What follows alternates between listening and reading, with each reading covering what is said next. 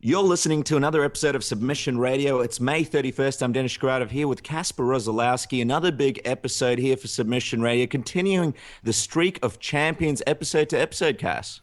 Yeah, well, exactly. Last week we had Lance Palmer, the World Series of Fighting champion. Prior to that, we had Rafael dos Anjos, Demetrius Johnson, and TJ Dillashaw. Today, we're switching things up a little bit, or this week, I should say. Joanna Jedrzejczyk, the Strawweight champion, is here on Submission Radio. We're going to be chatting to her. We also have Ryan Bader on the show. He's been in the news. You know, if this was Zoolander, he'd be so hot right now. We're going to have Ryan Bader talking about a whole bunch of things. And we've got Joseph Benavidez. He's on the show. I love every time he comes on the show, man, because he's a fun guy and we get to play Would You Rather with him. That's our tradition right there. So it's going to be a fun show. And, of course, we're going to be breaking down UFC Brazil. It's going to be a big one, guys. Yeah, that's right, guys. And can't wait to play Would You Rather. Always a fun experience, Cass. Almost finding out.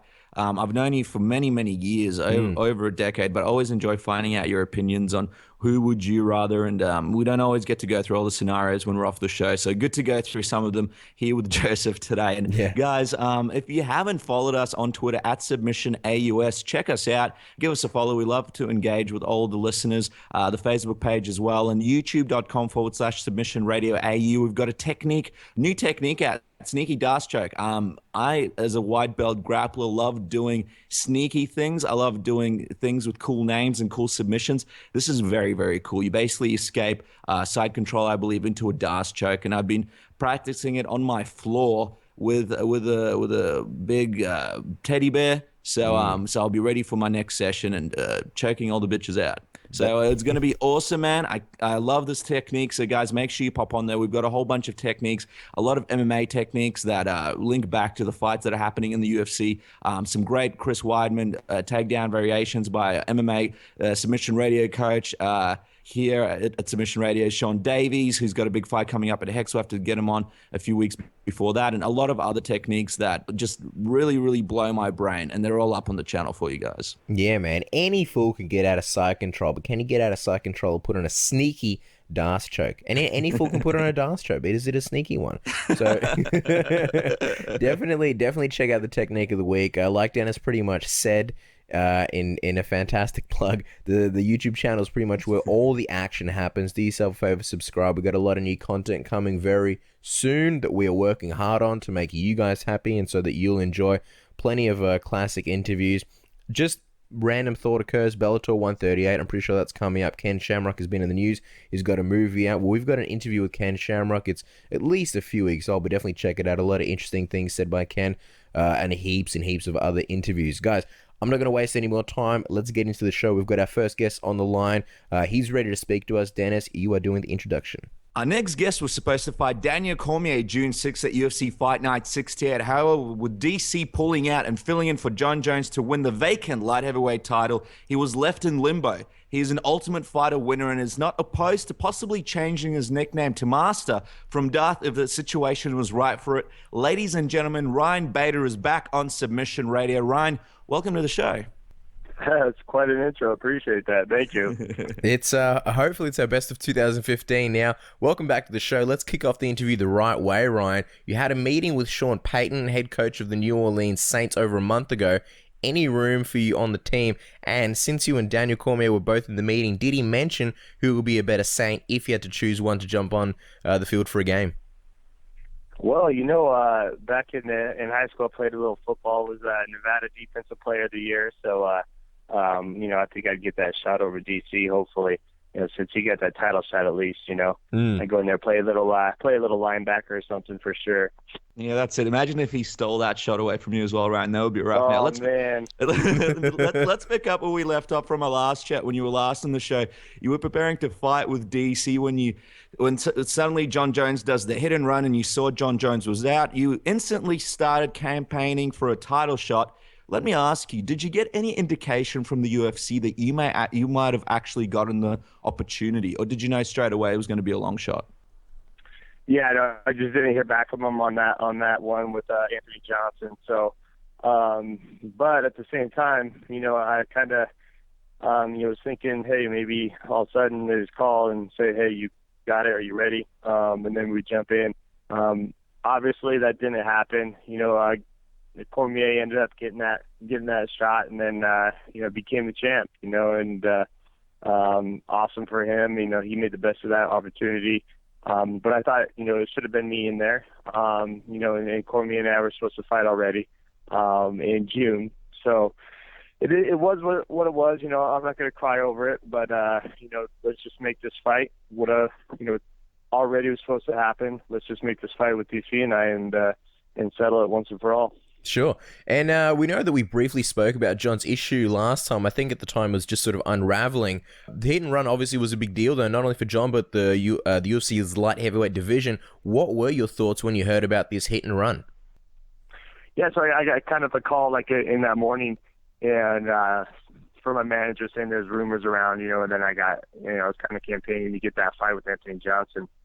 I was probably 4 weeks into my camp with DC, and I was feeling good and still had about 2.5 weeks left. And so, I felt like I could go in there and win that belt.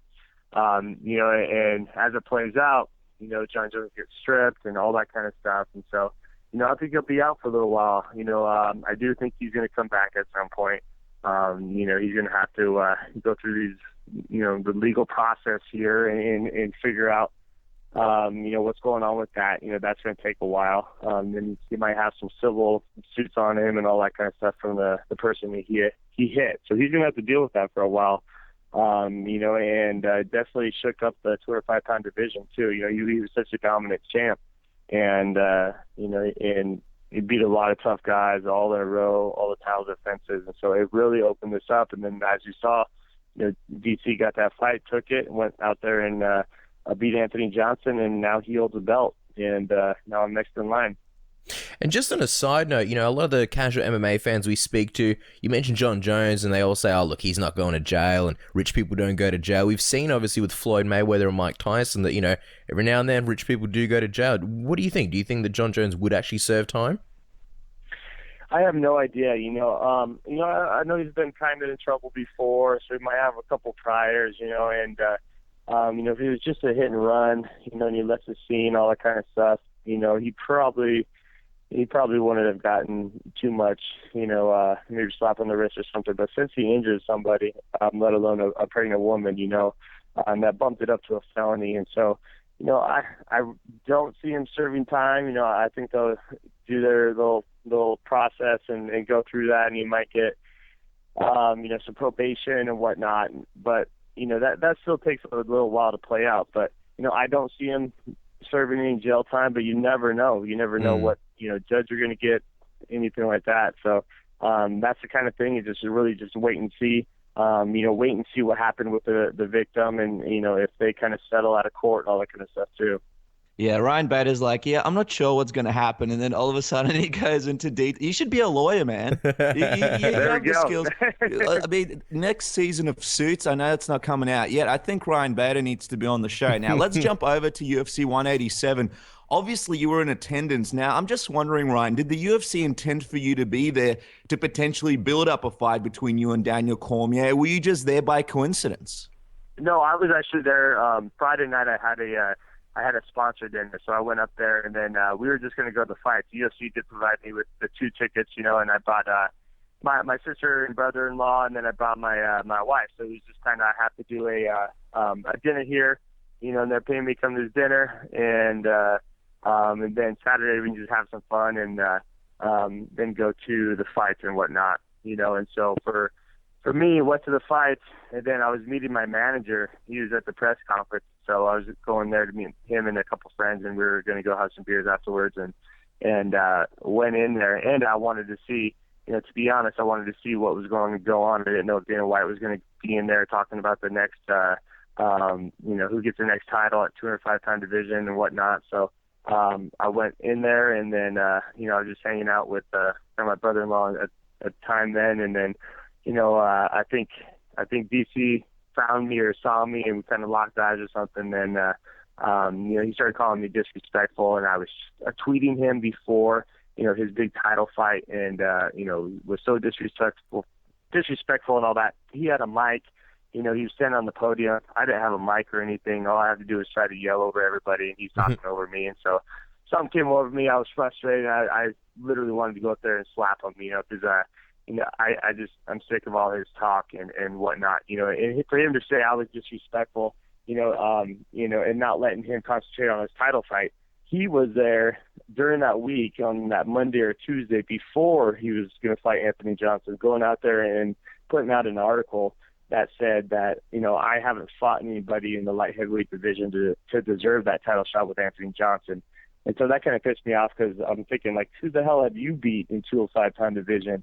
You beat two guys, Patrick Cummins and Dan Henderson. My last 3 fights were the top 10 guys in light heavyweight, and so that's how that whole thing started.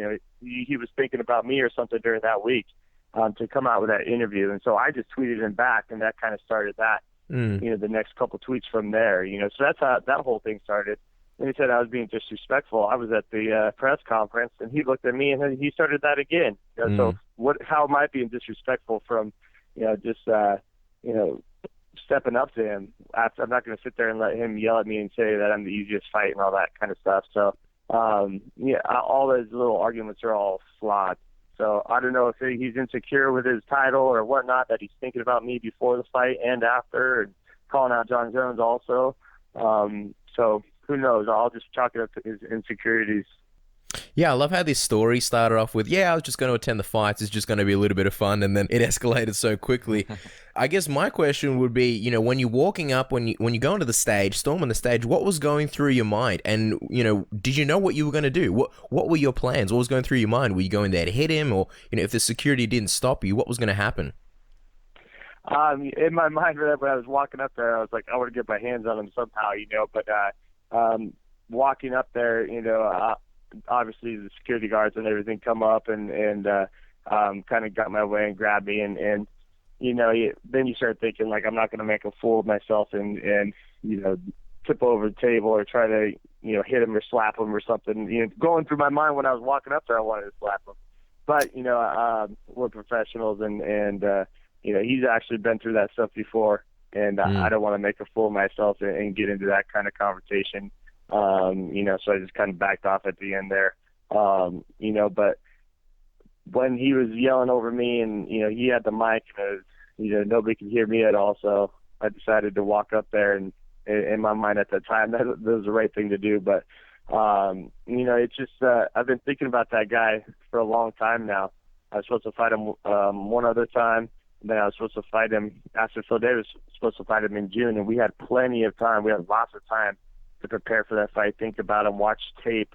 So I've been thinking about him ever since the Phil Davis fight, to this day, so for that to get pulled from me, there's just all kinds of frustration and me not getting that shot, and seeing him as a champ too, and that could have been me and all that. But, that's besides the point. Now I just want to go out there and fight him. And then, the cake thing there too is that he's a champ now, and it'd be for a title.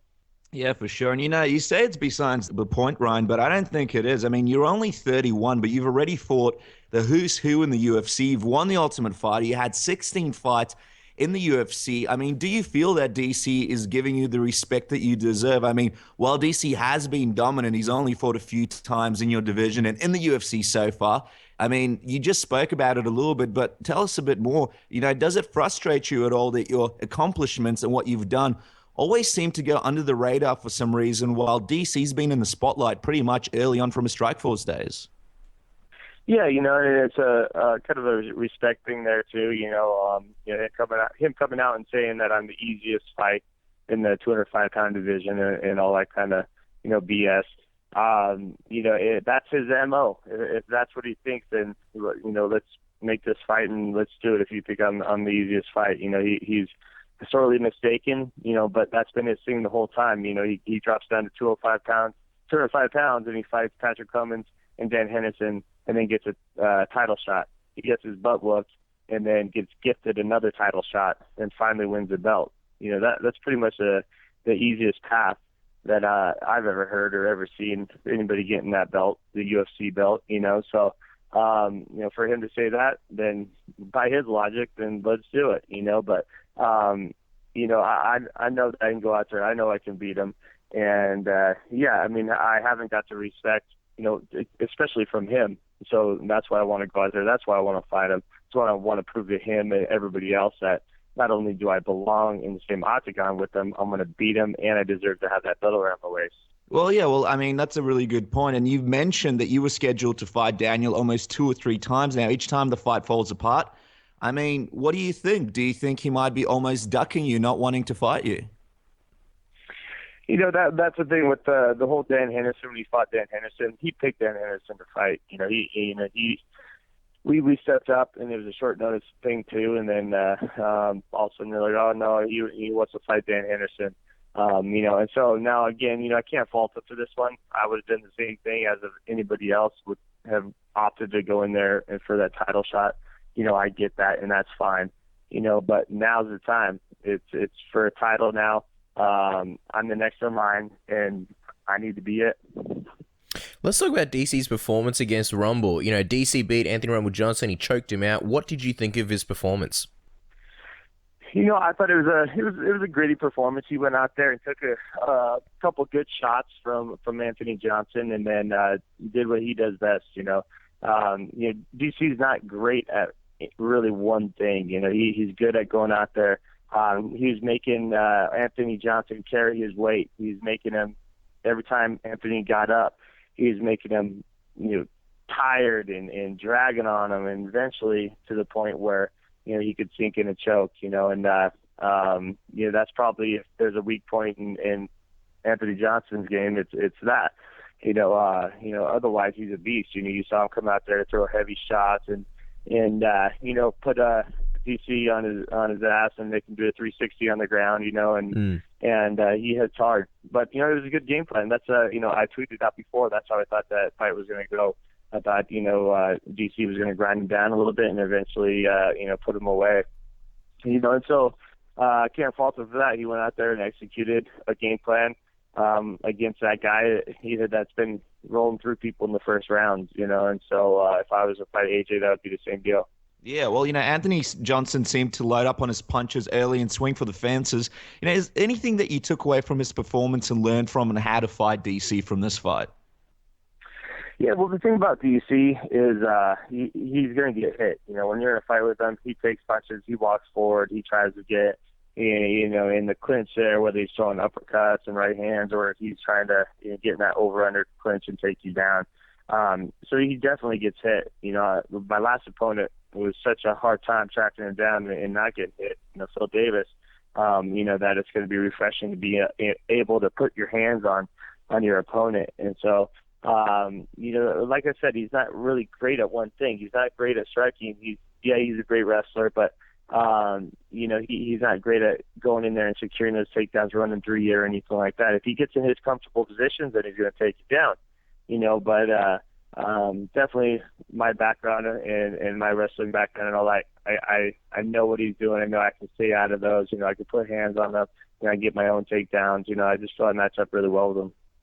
Yeah, and you know, like you said, you mentioned now and you mentioned last time that in MMA he hasn't fought many high-level wrestlers, you know, or a high-level wrestler like yourself, and you obviously could take advantage and negate some of those things that he did. What did you think about the way Anthony Rumble Johnson handled it in terms of the wrestling? Did obviously he got taken down, but did he do the right things initially to stuff the takedowns?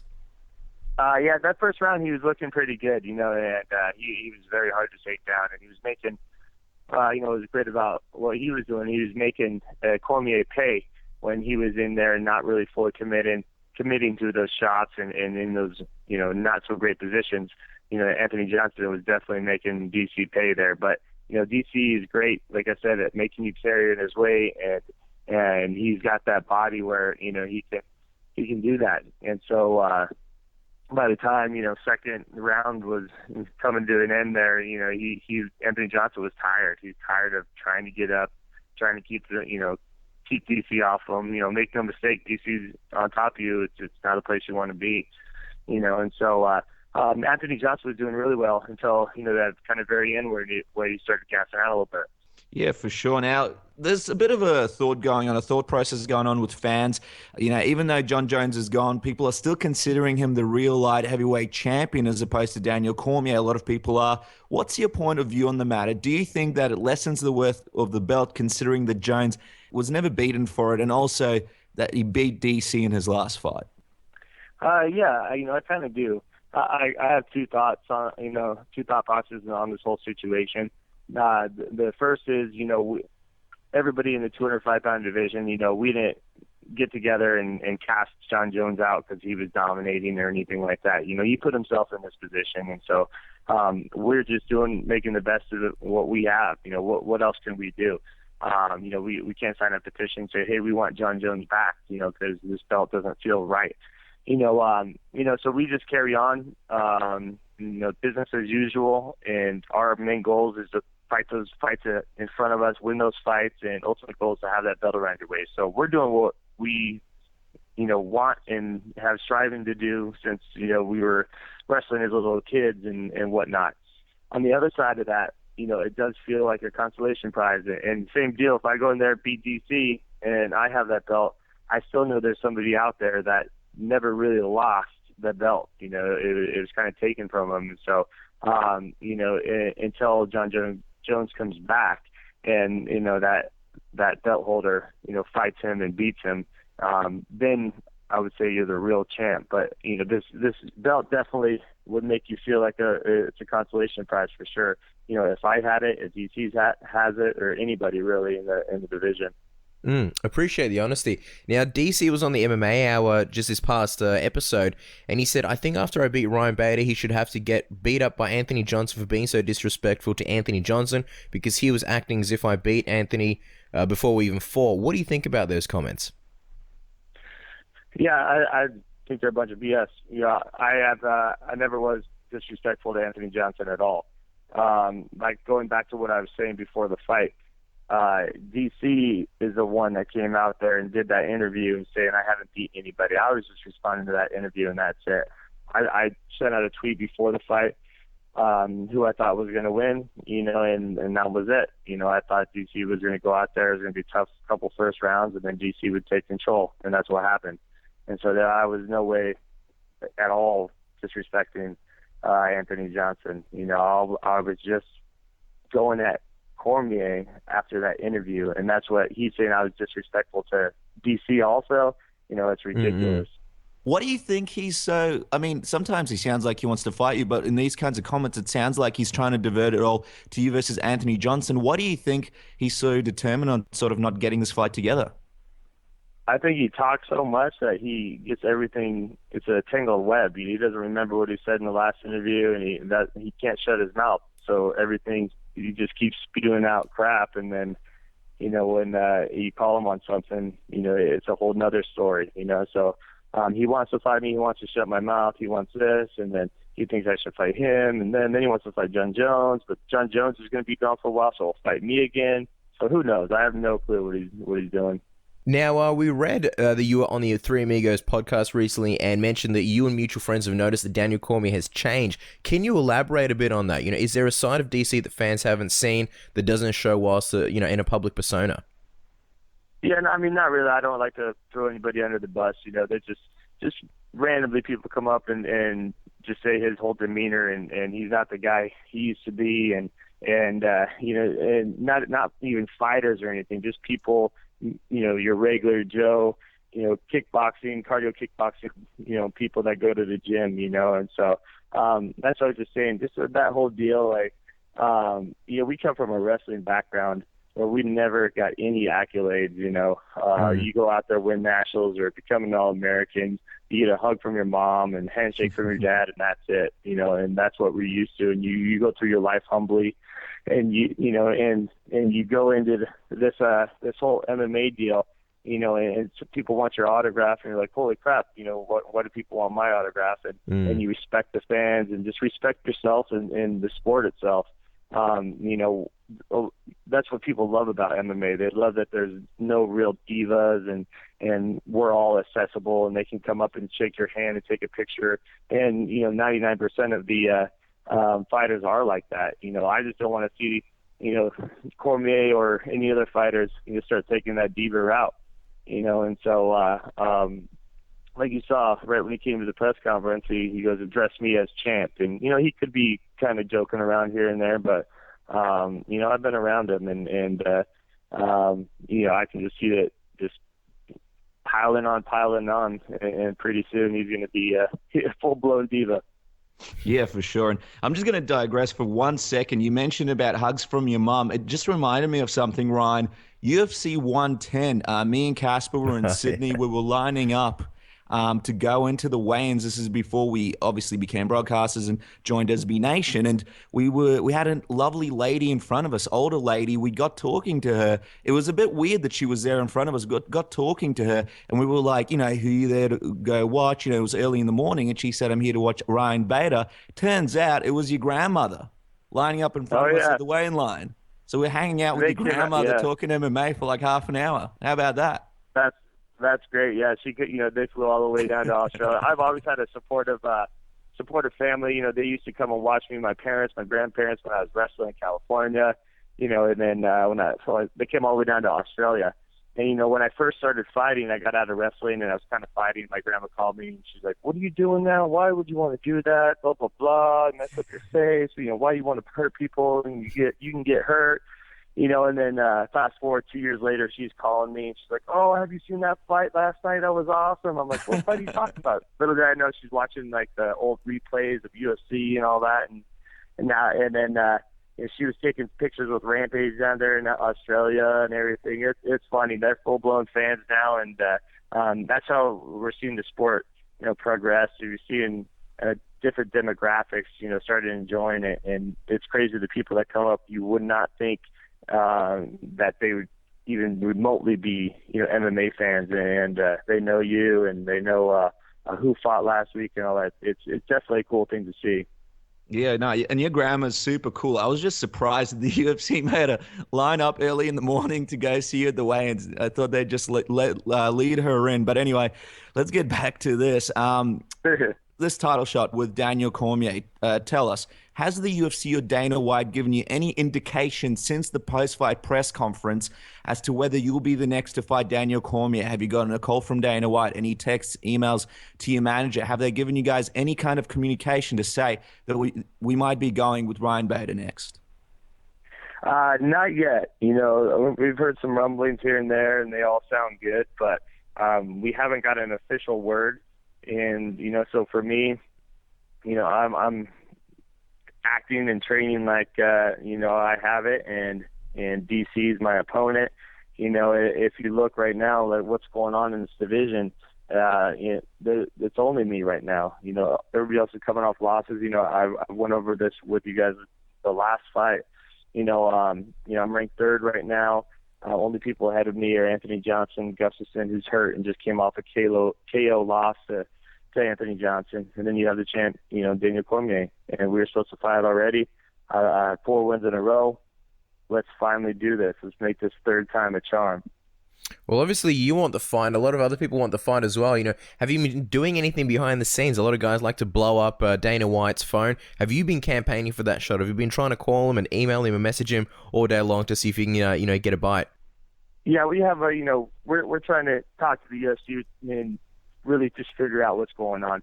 I know they'll kind of want to see what's going on with John Jones, but he's not going to be back anytime soon. So, we're getting after everybody that we can. Joe Silva, Dana White, Lorenzo, everybody. So, it sucks kind of being in the dark, and how these things go. If you look at the whole, Rockhold and Jacare situation, also, those two have no idea. Kind of in the same boat here. It sucks, but I'm definitely optimistic, and I'm, looking forward to that day when I get that phone call and they say, "Hey, Bader, you're next." That's going to be just a very amazing feeling, and I'm going to be excited. And I told all the people, if I have that shot, I'm going to go in there and I'm going to put on an exciting fight, because I've never really had any animosity towards anybody else. I was fired up. I was fired up after the press conference. I was in my room shadow boxing, thinking about going for a run because I couldn't calm down, I guarantee the fans in the UFC it'll be a super exciting fight, and I'll go in there and I'll go beat Cormier convincingly.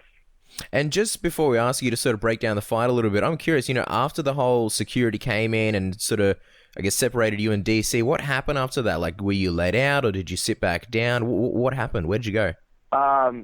the head of security for UFC kind of took me back. He's like, "Hey, let's just go wait over here in the back, whatever." And I said, "Hey, Tom, I'll just leave. Don't worry about it." So I was on my way out, and then Hawani grabbed me for an interview outside the kind of hallway right there, and then just kind of left and just met with my wife and all them back there. And kind of just said, "Hey, you never believe what happened."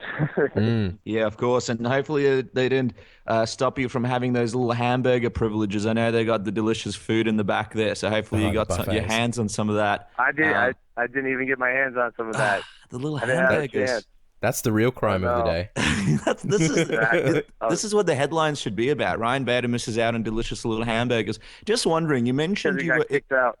Yeah, unbelievable. It's like you think the security would grab a couple of hamburgers for the road for you, but give me a doggy bag at least, huh? Yeah, it's just first your grandmother lines up for the 110 weigh, and now no little hamburgers. Things are just unbelievable over there at the UFC. But look, you mentioned that you were doing a bit of shadow boxing in your room. You were pumped up after the fight, and obviously you're a chilled out guy. Usually you don't have much animosity towards your opponents.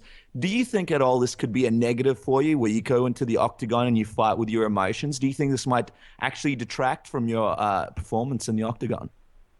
I don't think so.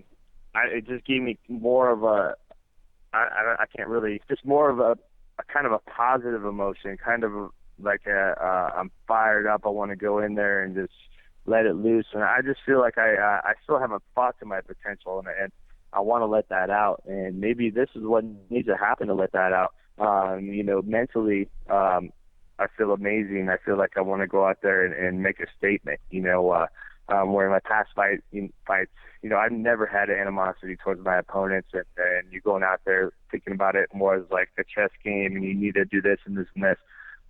This one, it's almost rage, but controlled rage. And I've been through this game.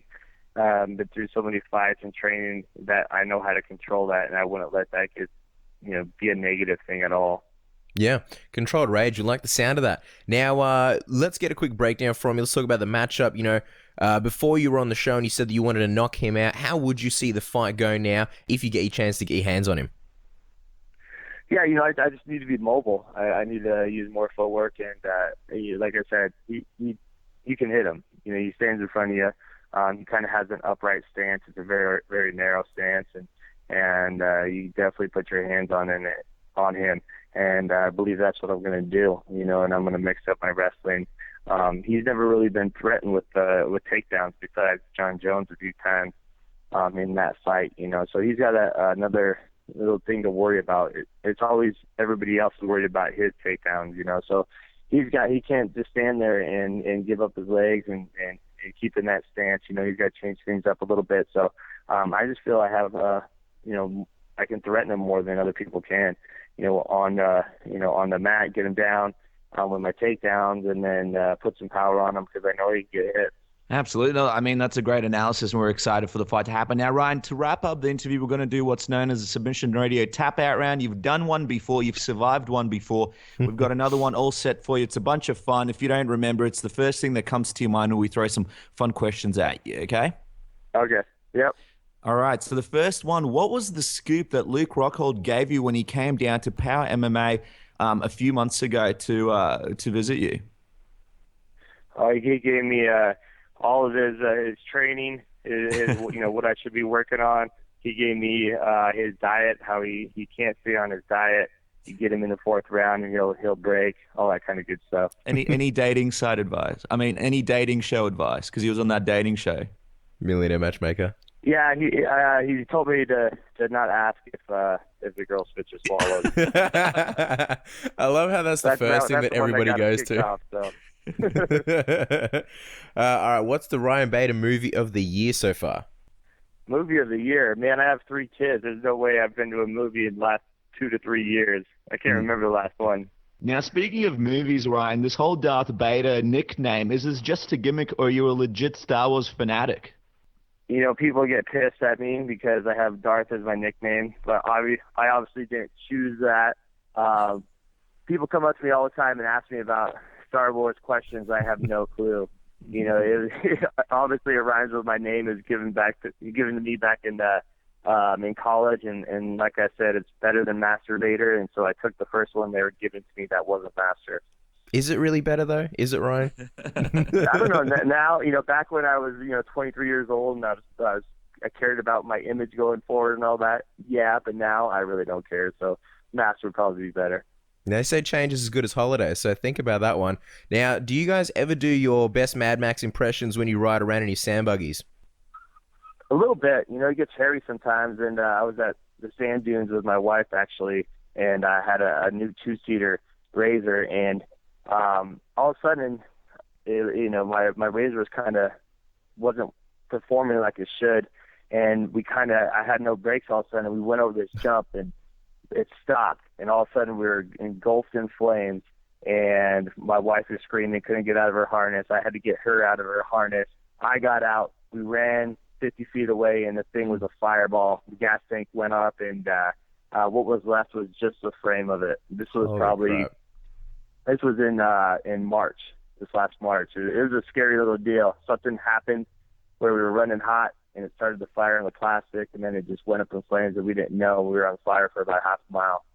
Whoa. So, yeah, I do a Mad Max impression every once in a while. Yeah, we didn't expect that story. I'm just curious, when the buggy blew up, did you turn around? Did you look behind? Or did you just run off and not even look at the explosion? We ran and we turned around. And if you guys give me a number, you text me a number, I'll send you the pics of it. Oh, yeah, we'll give you now. Now, that would have made a nice UFC countdown. Now, DC is all about the cake and chicken. What's Ryan Bader all about? I'm about the tacos and burritos. That's one thing. If my whole cheat meal is, I live in Arizona, which is, outside of Mexico. It's the best place to get, taco or burrito. And McDonald's here is Filiberto's and Los Favoritos and all, anything that ends with an O here. So for me, I'll go to a place and I can't just have, a burrito or something. I got to get a burrito. I got to get 2 crispy tacos and a soft taco. And then I feel like crap after and I regret it. And then I go back the next day and I do the same thing. So it's a slippery slope, but, I don't eat that way in training camp. So I just crave it when I am now. Yeah, you and us both, right? We love Mexican food. It's the same ingredients wrapped differently, but it's all good. Exactly. Ryan, is there 4 ingredients and that's it? Yeah, sour cream, some kind of meat, and cheese, and basically that. Is there an acceptable time to wear sunglasses at night or inside a nightclub? I don't think so. I'm just thinking if you had like a couple black eyes after a fight or something, but I think having some black eyes and just rocking it with no sunglasses is way less douchier. I can't take anybody seriously that wears sunglasses at night or in a club. Yeah, it's a big Vin Diesel move. Now, Ryan, what do butterflies feel in their stomach when they're in love? Ooh, I don't know. Ladybugs, maybe? What was the answer? Ladybugs? Ladybugs. That's a good one. Most men would have been stumped. I'm glad you came up with something because we had absolutely no idea. Now, one of the last few questions. As a hairy man's man, what are your thoughts about guys who only shave the top of their chest or the top of their shoulders? I mean, who are they fooling, right? Yeah, you should see, a couple of hairs on my shoulders. They're about, when you unravel them, they're probably about 6 inches long. My wife comes around every once in a while. She's like, "Are you serious? Look at that hair on your shoulder." And you'll see it kind of waving. It has its own little jet stream. It's just waving up there. Yeah. So yeah. I'm 31 years old now, and I'm not gonna lie. There was a time when I might have trimmed down my chest hair. Back when I was 23 and I wore sunglasses in the club, but not anymore. Now, Ryan, one of the last questions here. We saw that you got a cool new knife as a gift on Instagram a couple of months back, and we instantly think that you've become a knife master since, being able to do things with it normal men could only dream of. So the next 3 scenarios, which one are you most likely to achieve with your trusty knife? So we're going to go through these next 3 scenarios, and you choose the most likely one. Okay. So the first one, you find yourself stuck on a desert island with hundreds of people as your plane crashed and you're left stranded. A woman is crying, her kids are hungry, there's an elderly man dehydrated, no resources have been salvaged. But wait, Ryan Bader says, I have my trusty pocket knife. You pull out your knife and create a water pump and a vegetable harvest with 2 palm tree leaves, a rubber hose, and a CD cover of John Denver's greatest hits from the 2004 edition. All right, so that's the first scenario there, okay? These are all the realistic ones we could come up with. Now, scenario number 2, you're in an elevator with 20 people coming back from an illustrious shindig featuring a cheese plate with 3 types of cheeses and cabana. The elevator stops when an evil, half-German, half-Russian man who sounds like the Iceland coach from Mighty Ducks 2 tells everybody over the speaker that the building has now been taken over by a team of international spies, and the elevator will fall to everyone's fiery deaths. A mother cries, an old man is dehydrated, and there's no hope until until Ryan Bader pulls out his trusty pocket knife. Using an upper class lady's wig and a tuxedo jacket, you build a new elevator that takes everybody to safety. Ryan Bader 1, terrorist 0. Okay, Ryan? So that's the second scenario. Okay, and the final one, this is the toughest one. The most difficult scenario of them all. Your girlfriend tries to open a can of pickles, but the ring up the top breaks. You bring out your trusty pocket knife to open the can, providing pickles for your entire family for the entire duration of the day. Which scenario do you think is most likely, Ryan? Probably, I would think number 2. It sounds like Die Hard and all that, but realistically, I'd probably have to go with number 3 because I'm pretty sure that happened within this last week. So anytime I can flip that switchblade out and pretend like I'm needed with it, I'll do that. So realistically, number 3. So it looks like these ridiculous scenarios weren't actually that ridiculous after all. Now, the final question we promise, Ryan, what's the official prediction? We can't let you go without official prediction. How are you beating Daniel Cormier, assuming you get that fight next? I'm going to stop him. I hate doing predictions. I hate doing, it's so hard. You never know. People ask you, well, what round are you doing? What's this? You have no clue in MMA. I guarantee you'll go out there. I'll put on an exciting fight. And my goal is to go out there and stop him. And I want that belt so bad. I should be in that, in this title fight. I want to fight DC. We've been scheduled before. But I guarantee you this, I'll go out there, put it all on the line, and take that belt.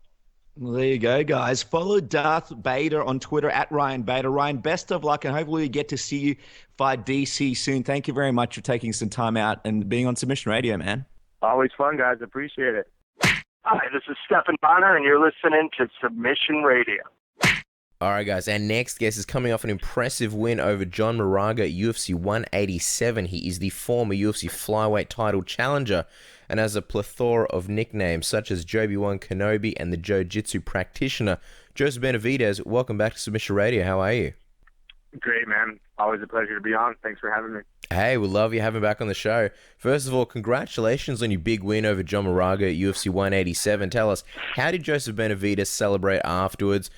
We know that obviously food would be involved, but are we talking Vegas night with the boys? Are we talking dinner with the missus? So happy, super happy, going back after the fight. Mm-hmm. Cool thing now the UFC does is they have a green room for the fighters with ice cream and cookies and like meat and everything. So actually ate in there. I usually celebrate with pizza because by the time you get out of the press conference, you're starving. All you can order is pizza. But anyway, so I ate in there, went to the press conference. Honestly, man, I'm super chill. So after that, I was done. Me and my fiance, Megan O'Leary, literally just walked back to our hotel room. A few people were going to go out. We're just like, dude, we're just going to come over here and sit. Ate some leftover Italian food from the night before, and we just chilled. And actually my cousins, who I'm super close to, like came over because they didn't want to go out either. And we just talked like for a few hours all night, just chatting and laughing. So just me and some loved ones in my hotel room. And then that was about it, man, as far as that night goes. I never go out. You know, I don't drink. Like I made a post the other day that said, like, I'm happy I'm not where I'm 10 years ago. That meant I was actually, people were like, what do you mean? What are you talking about? But I'm actually 10 years sober as of like now. So it's just like, I don't really drink. I don't go out. Just super simple. And yeah, me and my girl just hung out in the room and chatted all night, man. But that's what we do. Other than that, since then, it's been full on out. Food binge, food fest. We did like food tasting for our wedding, so that's a celebration. and like engagement photos, all that good stuff. And now, other than that, man, it's just back to work. Already training today. Well, how can you debate that? That sounds like the perfect night after a big fight. You know, we had your buddy Lance Palmer on the show. He was actually talking to us while you were getting ready for the fight, and he was talking about a similar. That's right, that was us, and he was talking about a similar night out that he had in a hotel room where he woke up the following morning naked with TJ Dillashaw. So we thought he might have had some kind of influence over the post-fight victory celebrations for you guys. You just mentioned that you guys are looking through menus. They don't call them the party for no reason. Well, I know that's right. Well, they don't call you the beefcake for no reason either. But I was going to say, exactly. You just mentioned that you guys set a date and you look like you're getting married soon. When is the big wedding happening? Can you share it with the fans? When are you guys looking to officially tie the knot? Yeah, we can share it. We're gonna get married in October, beginning of October, in Las Vegas. So, Perfect. Should be awesome, man. I'm excited. Well, I mean, my birthday's in October 19th, so if it's anywhere around then, nice. I mean, I'll consider it partially like a birthday gift. Might not be able to make it. Yeah, sorry, Joe. I may have other plans. Nice. I appreciate the invitation nonetheless. I'm sure it was inferred. Who am I going to bring, Casper? If you can't make it, it's going to be an awkward +1. I'm going to have to start searching around. Yeah, definitely don't want to bring the girlfriend. Now, Joe, let's switch gears for a second. You mentioned that it was a big night, a very good victory for you. In a lot of ways, it was unfortunate for you guys that UFC 187 was packed with exciting and nail-biting fights all the way through, which sort of made it difficult to win the bonus. However, you and John definitely had one of the most exciting contests of the evening. Did you think that you guys had a shot at winning the fight of the night bonus at any point? Obviously, you guys probably were really close to edging it out. Yeah, after the fight, you're kind of like, everyone's like, oh, that was a tremendous fight. Awesome, man. Fight of the night so far. And you're like, that's cool. Cowboy Cerrone's still up, and he's Mr. Bonus. You know, we got 2 title fights. So you don't really think of that. You know, you go out there. I mean, you always want one, but, go out there, get the win, and, everyone enjoyed the fight. That was big. But, I was kicking off the pay-per-view, and it was just an honor to fight on that card. So the exciting fights after me were it ended up being a perfect night because, I feel the pay-per-view just built so good throughout the night, just like a good pay-per-view should. Like, it kind of built. The first fight, super exciting, scrap, full display of technical, every aspect of MMA. The second fight, just this heavyweight slobber knocker, short round, how the heavyweights do. And then, got into more fights, 2 title fights. So it was honestly just an honor to kick off such a great card. Like, people already saying it's the card of the year and this and that. So, bonuses, that's always what you want, but it's, something you go out there and fight and hope for. To fight on such an amazing card that, it was, nice just to kick that off. And, I think they did a good job of putting us on the top card. And, we went out and delivered. But, yeah, man, like I said, just any night to get a win is good, and to fight on the card of that magnitude is awesome. Obviously the bonus would be the cherry on top. Yeah, for sure. And one of the biggest reasons why it was such an exciting fight was obviously it was a toe-to-toe back-and-forth battle. You guys both landed some big shots. Were you surprised at all by John Moraga's heart and resilience in the fight? Yeah, I was. Obviously you go out there and you respect everybody, but you always go. I go out there and it's weird because you expect to dominate everyone, but yet you are prepared for the hardest fight of your life.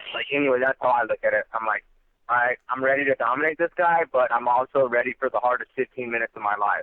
So anytime it's somewhere in between, or the guy's tough, which that's all I'm gonna fight nowadays.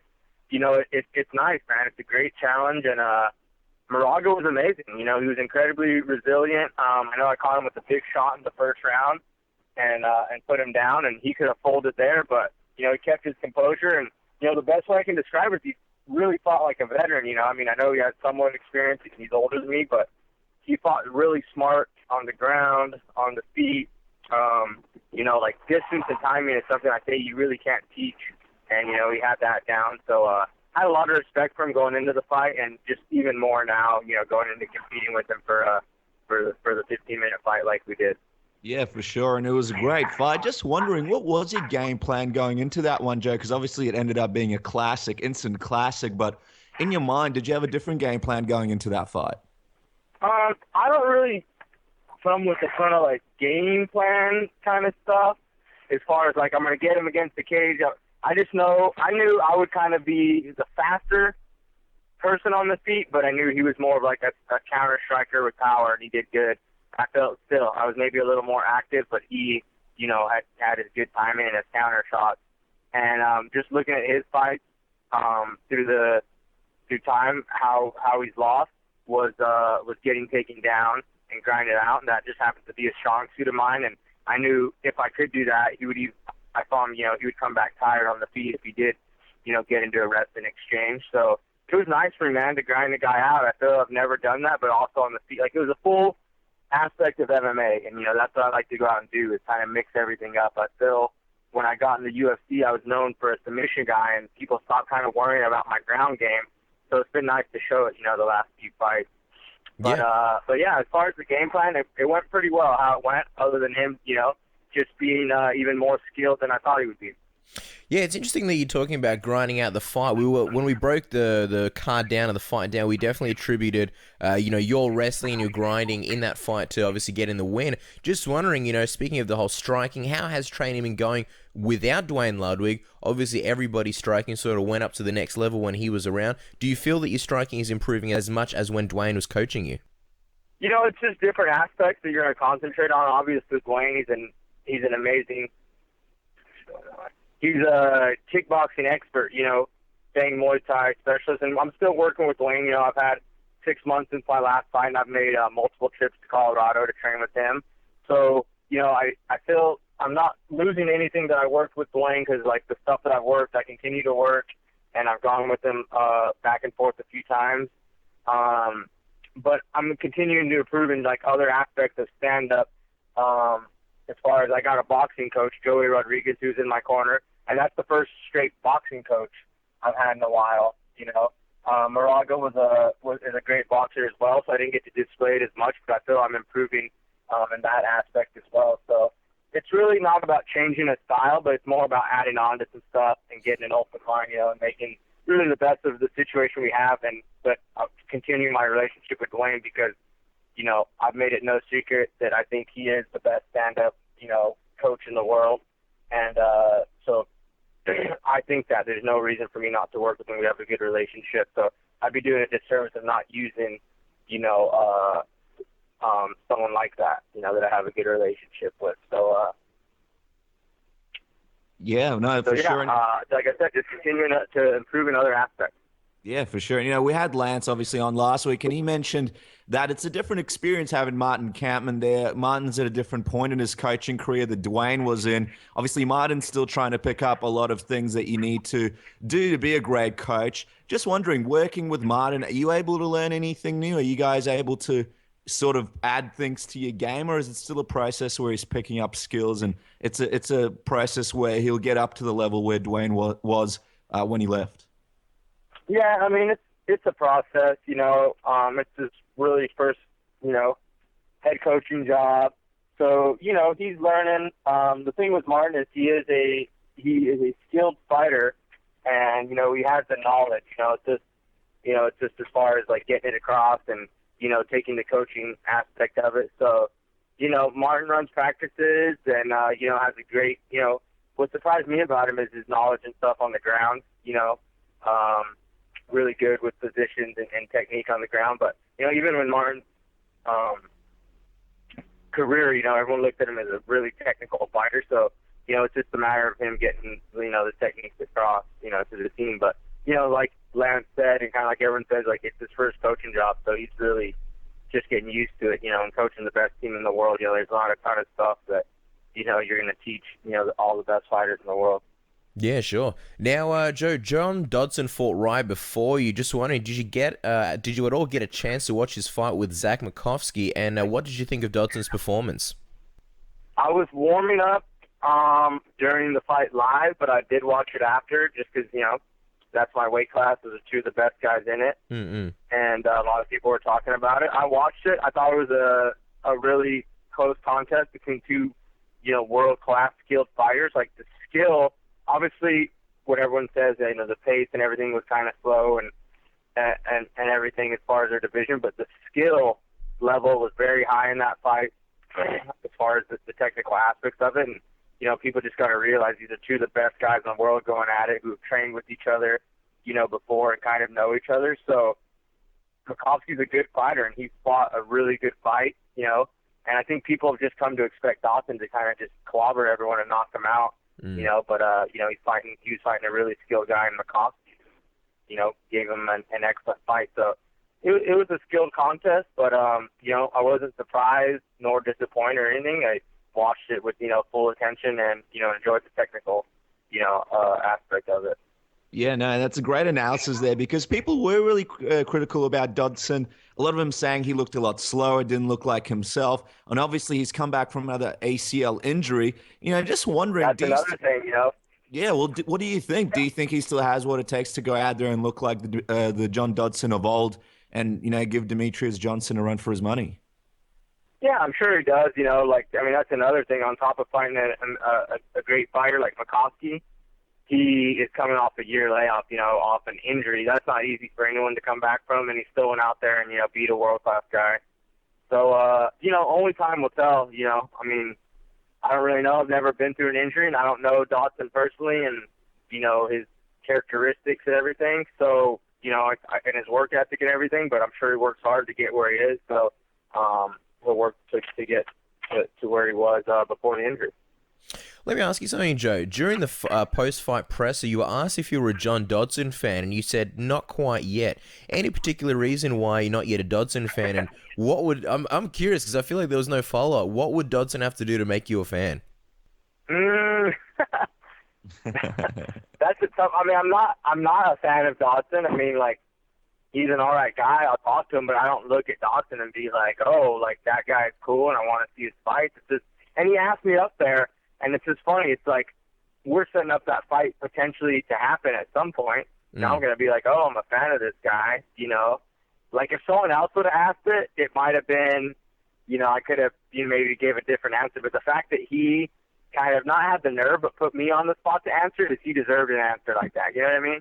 Mm-mm. Like it was like if someone else would have asked it, I probably would have just been like, oh, yeah, he's exciting to watch. He has knockout power. He's athletic. But the fact that he, wanted to put me on the spot like that, I had to give him just, a kind of, roundabout answer like that. I just said not quite, which is funny because the way it led to that is, do I become a Dodson fan as in him rooting for him to beat Demetrius?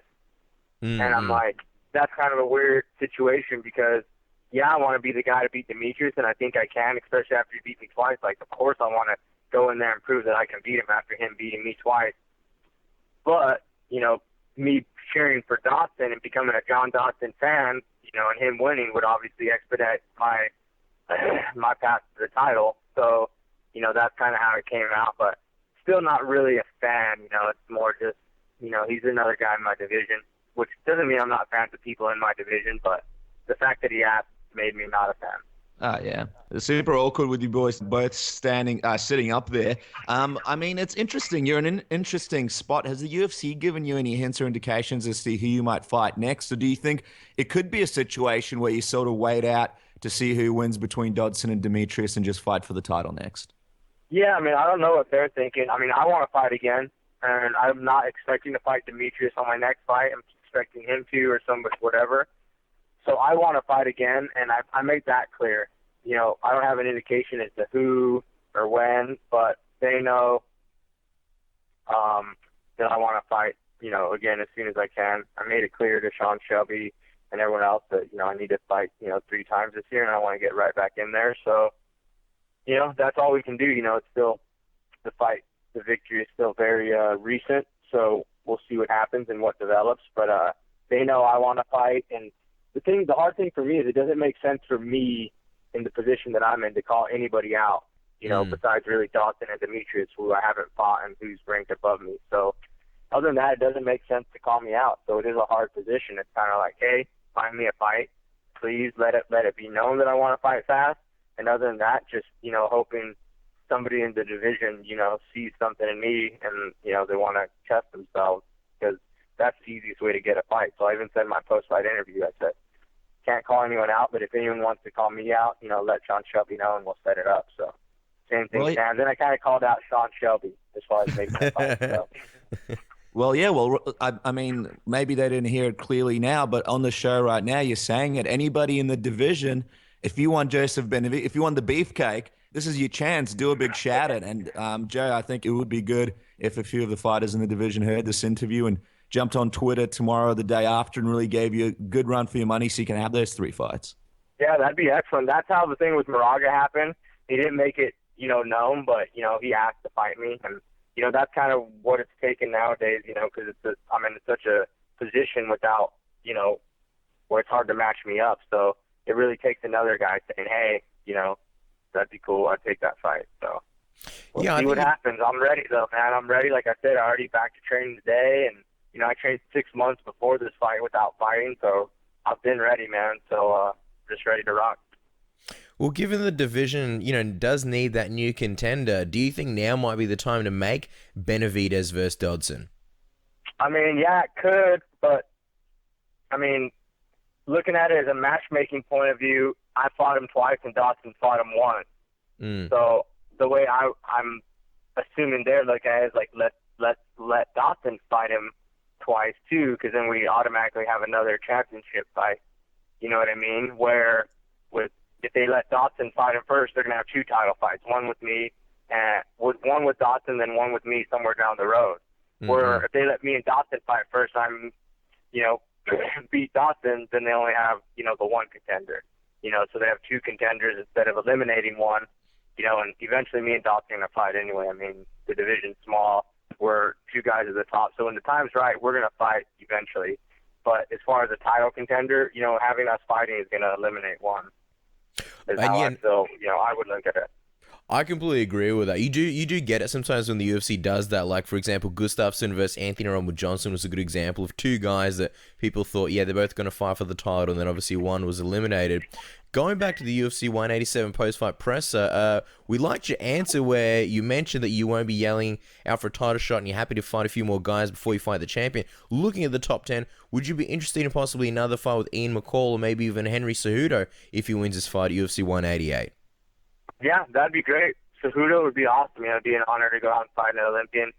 He's a super tough guy. I've been impressed with his skills, so I think that would be a really, really fun fight that I'd like to compete in. Ian McCall, I already beat him, and I'd always like to beat him worse, for sure, because I don't think I beat him nearly as bad as I should have.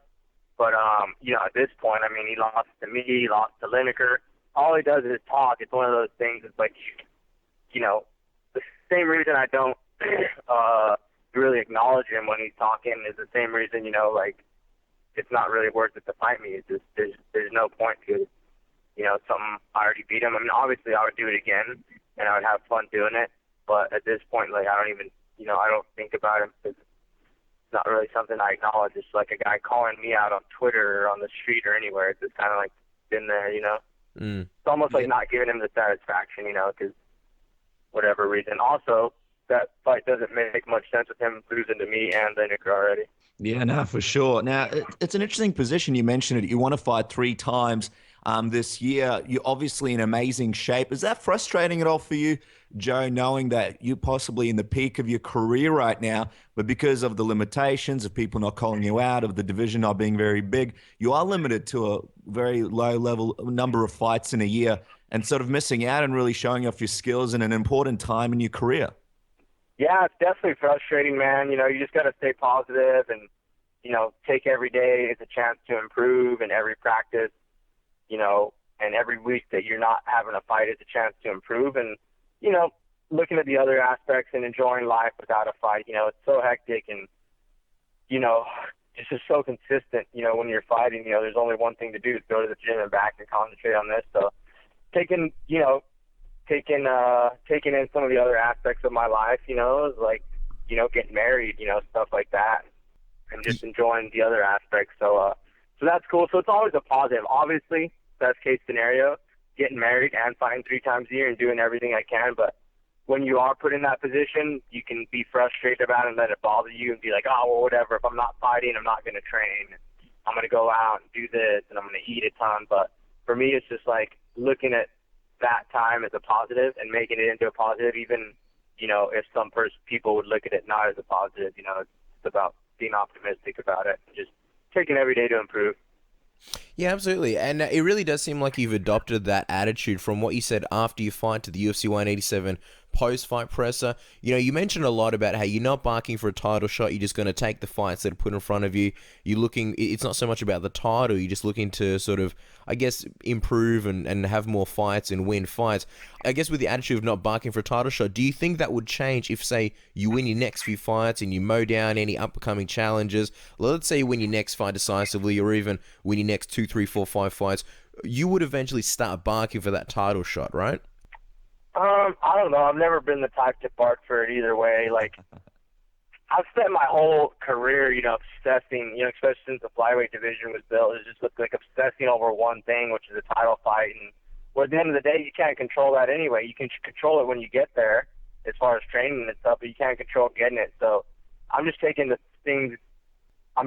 on the things that I can control. There's the fight in front of me, the practice in front of me, getting better. That way I'm ready when I get there. So, like, the goal is always the same. The big goal is always the same. It's just the focus is different, The focus is more on the stuff that I can control rather than, like, hey, give me a title shot. 'Cause in the end of the day, that's not up to me, and the only way I can make that happen is by doing the stuff that's in front of me, getting better, like you said, in my time off, going out there, winning fights, I'll say it anytime. As far as barking it, I'm not going to do that, but I'll say it anytime. I'm fight for a title any week, any day, and I'm always ready for a title as far as skill-wise goes. So that's out there, and that's known. Other than that, whenever it happens, I'll be ready when the opportunity comes. Yeah, that's right. And, speaking of the position that you're in, it's funny because there's a few people in your team who are in similar positions. Uriah Faber, Chad Mendes. I'm just wondering, do you guys ever sort of sit around the table and have a bit of a laugh how all three of you are in a similar position? It must help to have close teammates who understand sort of what you're going through in a similar position. We talk about it, but not as much to the point of laughing about it. It's not it's a serious conversation at this point.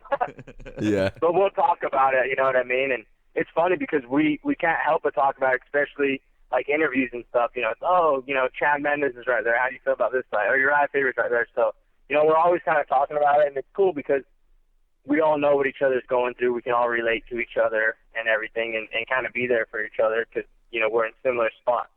Know what each other need and kind of where we're at during our career. So it's nice, just to have that support and that just that to relate to each other with. Yeah, for sure. The tap-out round you were relieved is coming around the corner, but I just want to ask you, it obviously doesn't make sense for you to call out anybody given your ranking, but with you wanting to fight so many times this year, could you see yourself, this is a hypothetical, possibly temporarily moving up to bantamweight to take on some fun fights?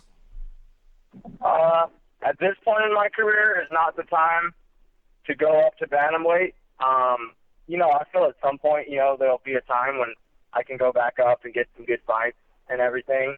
But right now, I don't want, my focus is completely on the flyweight division and, conquering that and getting fights there. So I don't want anyone to think or for me even to put any focus on any other division. It's just not that time in my career, to do that because I still know that skill-wise and everything, like I'm right there in the flyweight division. So I'm not going to go. I want 100% of my energy to go into that, you know what I mean, and not into to another division, because that's not that it wouldn't be focusing on the flyweight division helping me in regard, but, just that little, kind of break and focus onto something else, and that's not something I want to do. Yeah, no, great point, Joe. Now, before we jump to the fun tap-out round and finish out the interview, just a more serious question for you. Just wanted to get your thoughts on this Reebok deal. We've spoken to a few fighters about it. Some aren't happy. Some are happy about it. Obviously, Dana White mentioned part of it will be money and a part of it will be product from Reebok. What do you think as a guy like yourself who's obviously had quite a few fights but also have a lot of great sponsors behind you? Is this a good thing or a bad thing when you saw the numbers? What are your thoughts on it? Well, two aspects. For me, the numbers are great because I'm a veteran and I wasn't getting any money for sponsorships before. Like, I'm in the $15,000 sponsorship tier, and I think for 2 more fights. And I don't remember the last fight when I got $15,000 of sponsorships in a fight. And I don't know, what that, like, if that's the sponsors I was getting or the managers I had or whatever, because I was surprising people were other people who weren't as highly ranked as me or maybe as popular saying, oh, I got way more, and that's not going to cut it. I was getting this much a fight. It was surprising, But for me, the money aspect works of it. But that's not going to work for everyone. I know that's not going to work for a big percentage of the guys. A small percentage of the guys is going to work financially, and I'm one of them, so I can't complain about that.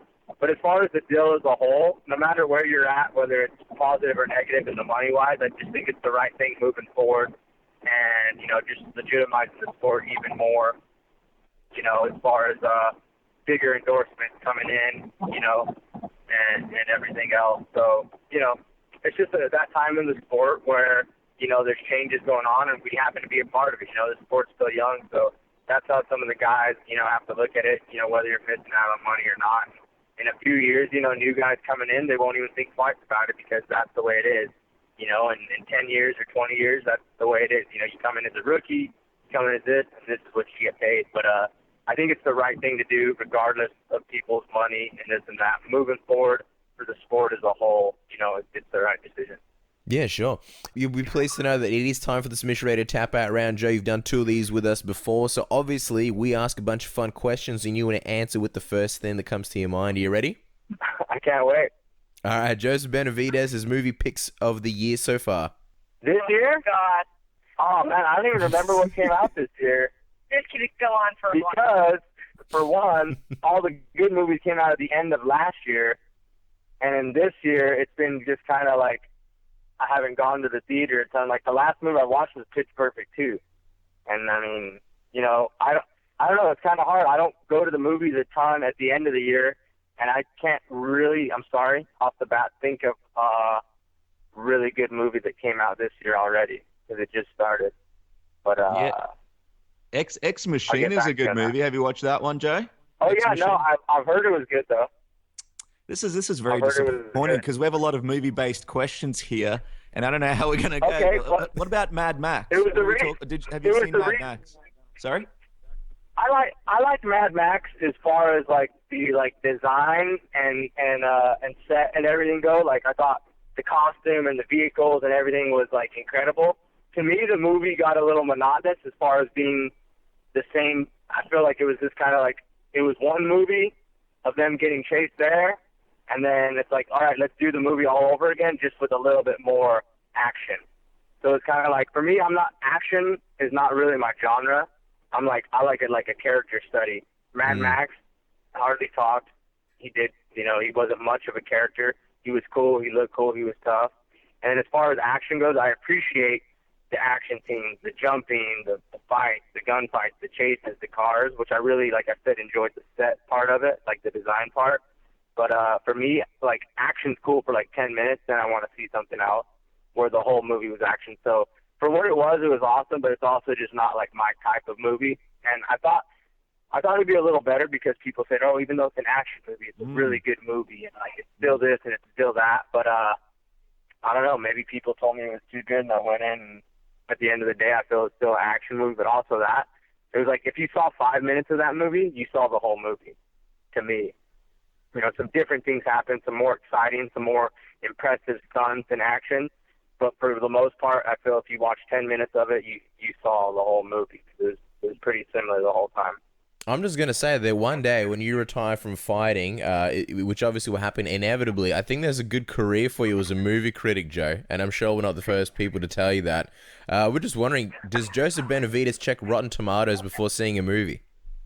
Oh, yeah, all the time. I usually do. I mean, when I'm buying them or whatever, it has the ranking, so I usually look at that and, old movies that I've already bought. I'm I'll see how the community loves them. But, yeah, I get on there, on IMDb and look at everything, the writing, the director, the quotes, everything about it. Yeah, so I usually look at the rankings a lot, Not that it matters because, everyone has their own personal taste, but it's a nice guideline for sure.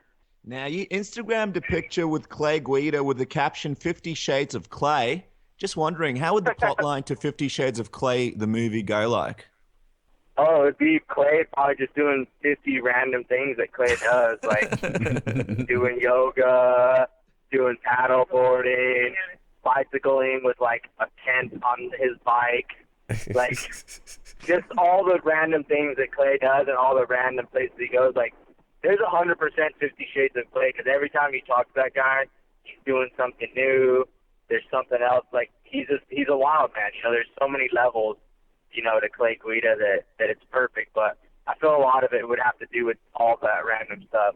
One day, one of the shades could be at this pool party in Vegas. The next day, he's in the mountains hiking, doing yoga, riding around downtown Sacramento with, like, I'm not going to lie. I mean, besides his hair and some of the clothes he's wearing, he looked pretty homeless. He's riding a bike with yoga mats and stuff, bungee cord to the back of it. So I think that would have a lot to do with it.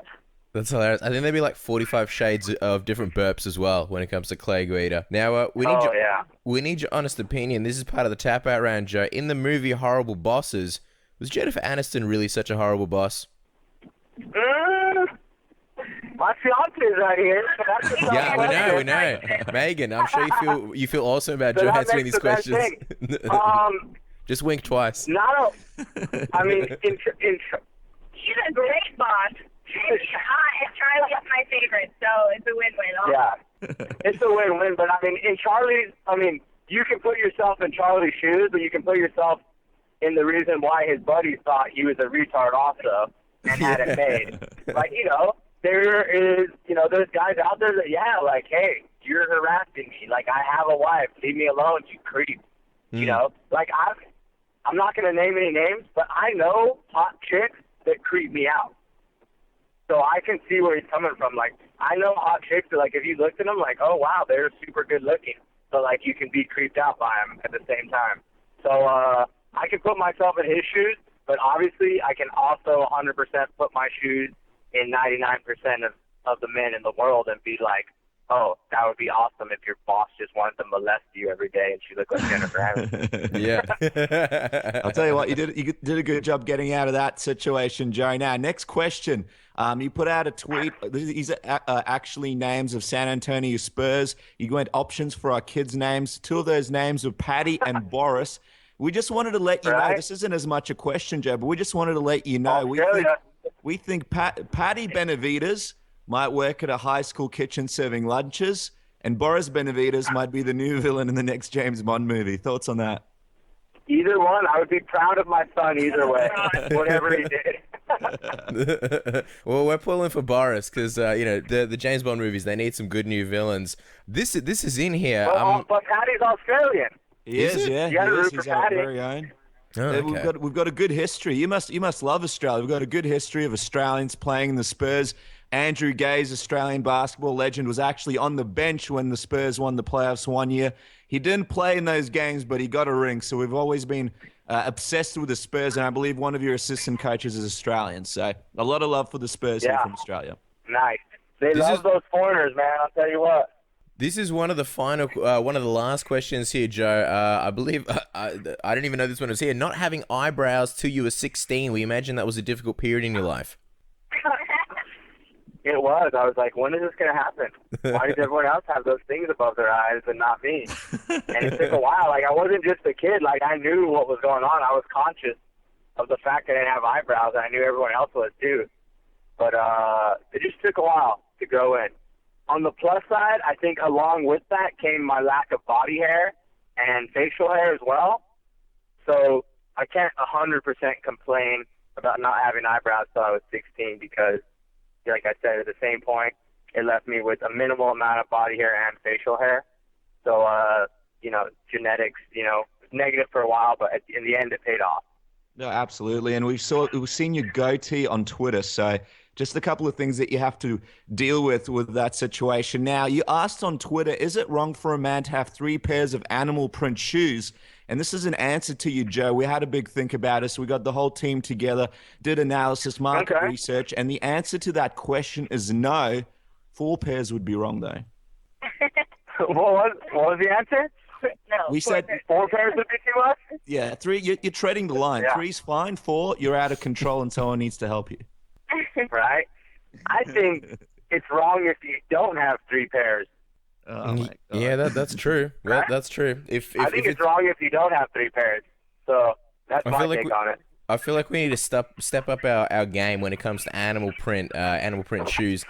All right, now this All is right, as long as you don't have one, at least one. We 3 have- max, 1 at least. we have 0 at the moment, so that's what I'm saying. We need to step up our animal print shoe game.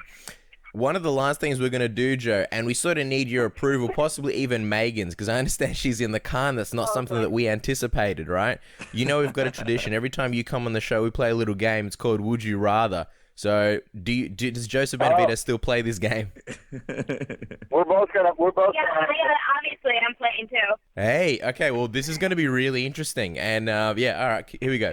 First one. Do you want to go through your do you want to go? Okay, we'll go through it and then we'll give our answers afterwards, I guess. I guess we'll do it like a roundtable discussion, all right? So the first one is, you've got Elaine Benes from Seinfeld or Robin Scherbatsky from How I Met Your Mother? Oh, Elaine, she's way funnier.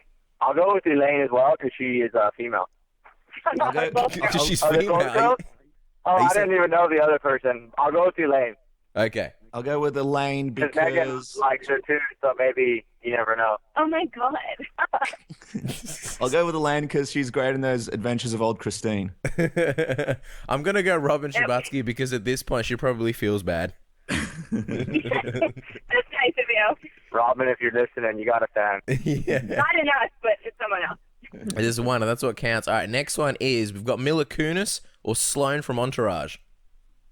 Oh, Sloane. I'm gonna go Sloane. Joe hates Mila Kunis. I don't like Mila Kunis. Is that Yeah, wrong? that's right. Nah, Yes, nah, it you is know what? wrong. I don't. I think she's super hot, but Joe always says she looks like a goblin. She looks like a goblin. She just is sitting there with big old eyes, like a little goblin, insect. But Sloane for sure. But Sloane- Basically, over almost everyone. I love Sloane. Yeah, She's Sloane's an underrated attraction in the female world. When I was single, Sloane was the attributes I was looking for in my girlfriend. Unfortunately, I never found it. Casper. I would say Sloane, because every time I see Eric and her arguing, and Eric would have stormed me off doing his thing, I'm like, you're an idiot, man. She's way too hot for you anyway. Yep, Nice. fair. Well, this one is going to be one that, Megan, you might enjoy more. Vincent Chase or Turtle? Ooh, Turtle wins. Turtle now or Turtle then? Jack Nicholson, Bringing it to you, 1965, Cass. or Jack Bringing it to Nicholson you. now? I guess we'll say Turtle now. Oh, Turtle now because he loves the Yankees, and that's really a quality that I appreciate in a man. I Okay. see. Joe? I'm gonna go Vincent Chase just for the downright stud that he is. The hair. The hair. That hair though. Well, I'm gonna go with Turtle because I feel like he'll go harder. I feel like he'll feel bad and he'll go harder, and Vince Chase will just lie there, not do anything. Yeah. Turtle's probably an unselfish lover Yeah. for sure. He definitely appears to be an unselfish lover. I'd go Turtle because I think you'd get more bang for your buck. Like, Turtle's funnier. He's a good guy. He'd be fun to hang around. I think Vincent Chase, although he's kind of like the blueprint for what could be like a really good person, good character, I don't know. I find him too much of a little bitch sometimes. Like, I don't know. He just doesn't care sometimes. I don't like that. He might just be sitting there on his phone the whole time. Yeah, you never know. All right, last one. Iggy Azalea or Kate Upton? Oh, neither. Kim Kardashian. Taylor Swift? I don't know. I would not Iggy. No, Iggy. I would go with Kate Upton. Neither. Man, Iggy I Azalea. just don't like Iggy because neither of them I feel are attractive in the way I'm not attracted to either of them, but Kate Upton is just kind of there and Iggy is annoying. Where Kate Upton is just neutral to me because I've never heard her talk. Iggy's annoying, so I would go with Kate Upton. You know, I got to say, nothing embarrasses me more coming out of Australia than Iggy Azalea. I'm really sorry, guys. I hope you don't think Australians are like that. I got to go with Kate Upton. I just think, I don't know. I've never been that big of a fan of Kate Upton. I actually think I really like Iggy Azalea's face, so I'm just going to go with Iggy Azalea. There's one more. Her body is better. Iggy's body is better than Kate's. Stop defending her, Megan, all right? But I'm going with Kim Kardashian. Kim Kardashian's my vote. Well, everybody goes with Kim Kardashian. That's just an automatic thing that happens when you start playing the game. Right? If there's no good choice, it's just Kim Kardashian. Yeah. I'd go bum over boobs any day, so that's why Iggy's got my vote. Actually, there's a last-minute entrant, right? This is the final one. Terry Crews from White Chicks or Bob Sapp from Pride? Bob Sapp. Why Bob Sapp, Megan? Because at the end of the day, you want the dude to be able to fight. You want him to defend your honor and throw down. Like, Terry Crews and White Chicks, I feel like that couldn't happen. Which one's Terry Crews? That's, the big old fight guy? Yeah. Oh, shit. Well, actually, just for my buddy who represents him, I should probably vote for Terry Crews. So, that's my vote. I like Terry. I feel like he has a nice personality. I like. And he might not be able to scrap like Bob Sapp, but he's probably still intimidating. Yeah, I feel like I'll go Terry, because even though Bob Sapp does fight, like, you never know, he might just like fall down on the bed and not perform. So I'm gonna go with Terry. I'm gonna say Terry because sure. I was impressed with his dancing in White Chicks. Yeah, All right, I feel like he has some skills. We're gonna wrap this one up because we feel like we're taking up your whole day, John. Obviously, you and Megan have got stuff to do. Last thing to wrap up with: what are your goals for 2015? What's just something quick that we can look forward to from the Beefcake? In 2016? No, 15. Oh, just more fights, man. Obviously, we're getting married. That'll be the greatest victory of my life. That'll be the most important win of my life, is just locking up Megan for good. And then other than that, man, just, any fight that I get into is going to be exciting. So I'm just continue to go out there and build a legacy and build memories for me and my loved ones and supporters. And just keep doing my thing, man, and building more fans and living life, man, just making the best of every day. So, that's, I know, pretty simple and generic and cliche, but, that's all I can really do at this moment. Well, we look forward to seeing who you get matched up with next. Guys, don't forget to follow Joe and his adventures. Pound for pound, one of the best Twitters going around, at Joe Jitsu. And once again, we appreciate you coming on the show, Joe. Thank you so much. Thanks, guys. Always a pleasure. Here's Wanderlei Silva, the ex-murderer, and you listen to me on Submission Radio. All right, guys. Our next guest is a former multiple-time world Muay Thai champion and the current UFC Strawweight champion. She has been named by Bleacher Report as the most swaggerlicious champion currently in the UFC. I will be taking on Jessica Pena at UFC Fight Night 69 on June 20th in Berlin, Germany. Ladies and gentlemen, Joanna Jedrzejczyk is on Submission Radio. Joanna, welcome to the show. How are you? Hi, I'm very good. Hello, everyone. You said my surname very well, so I'm very happy. Well, it's good. Amazing. I'm glad you're happy. I happen to be Polish, so I have an unfair advantage. I have like the PEDs of surname pronouncing, basically. Now, before we talk fighting, we want to know about your sneaker collection. Tell us, how did this start, and how long have you been collecting kicks for? I'm like Miss Sporty. Of course, I've got some high heels and some dresses, but I am more like a sporty girl. Mm-hmm. So I like it so much. But I met some couple in a store. So now we are friends together, and they are really sneakerheads, and now I'm addicted because of them. So I like it so much, I like to spend my money on new kicks, but sometimes I'm getting new kicks for free. Sometimes I am buying, but I'm happy. Yeah, I'm addicted. Yeah, well, like you'll be getting a lot of Reebok kicks, but just wondering, out of your collection, tell us what's your favorite pair of kicks that you have, and give us a rundown. How many roughly how many pairs of shoes do you think you have in the collection? I don't know how many pairs I have, but the most I like Jordans. I like the most, and are really nice. Yesterday I got Jordans 11s low bread, so I'm very happy. And out of all of the ones you own, I'm curious, can you give us a ballpark? Like, do you have like hundreds, or do you have like 30, 50, 80? No, it's like I don't know. I don't know, because I'm not keeping the shoes in the boxes. You know what I mean? Mm-hmm. So I'm wearing every day. I'm changing even a few times in a day. So I like it so much. I don't know. It's around 50, 60. I don't know. Maybe 40. I don't know. Really, I don't know. You sound like you're prepared to host an awards show. You can change your kicks every time you come out. Now, you're the current UFC Strawweight champion and 6-time world Muay Thai champion. But before all this happened, what made you get into Muay Thai and fighting in general? I don't know. I was 16. I was... I don't know. I just want to do something in my life, I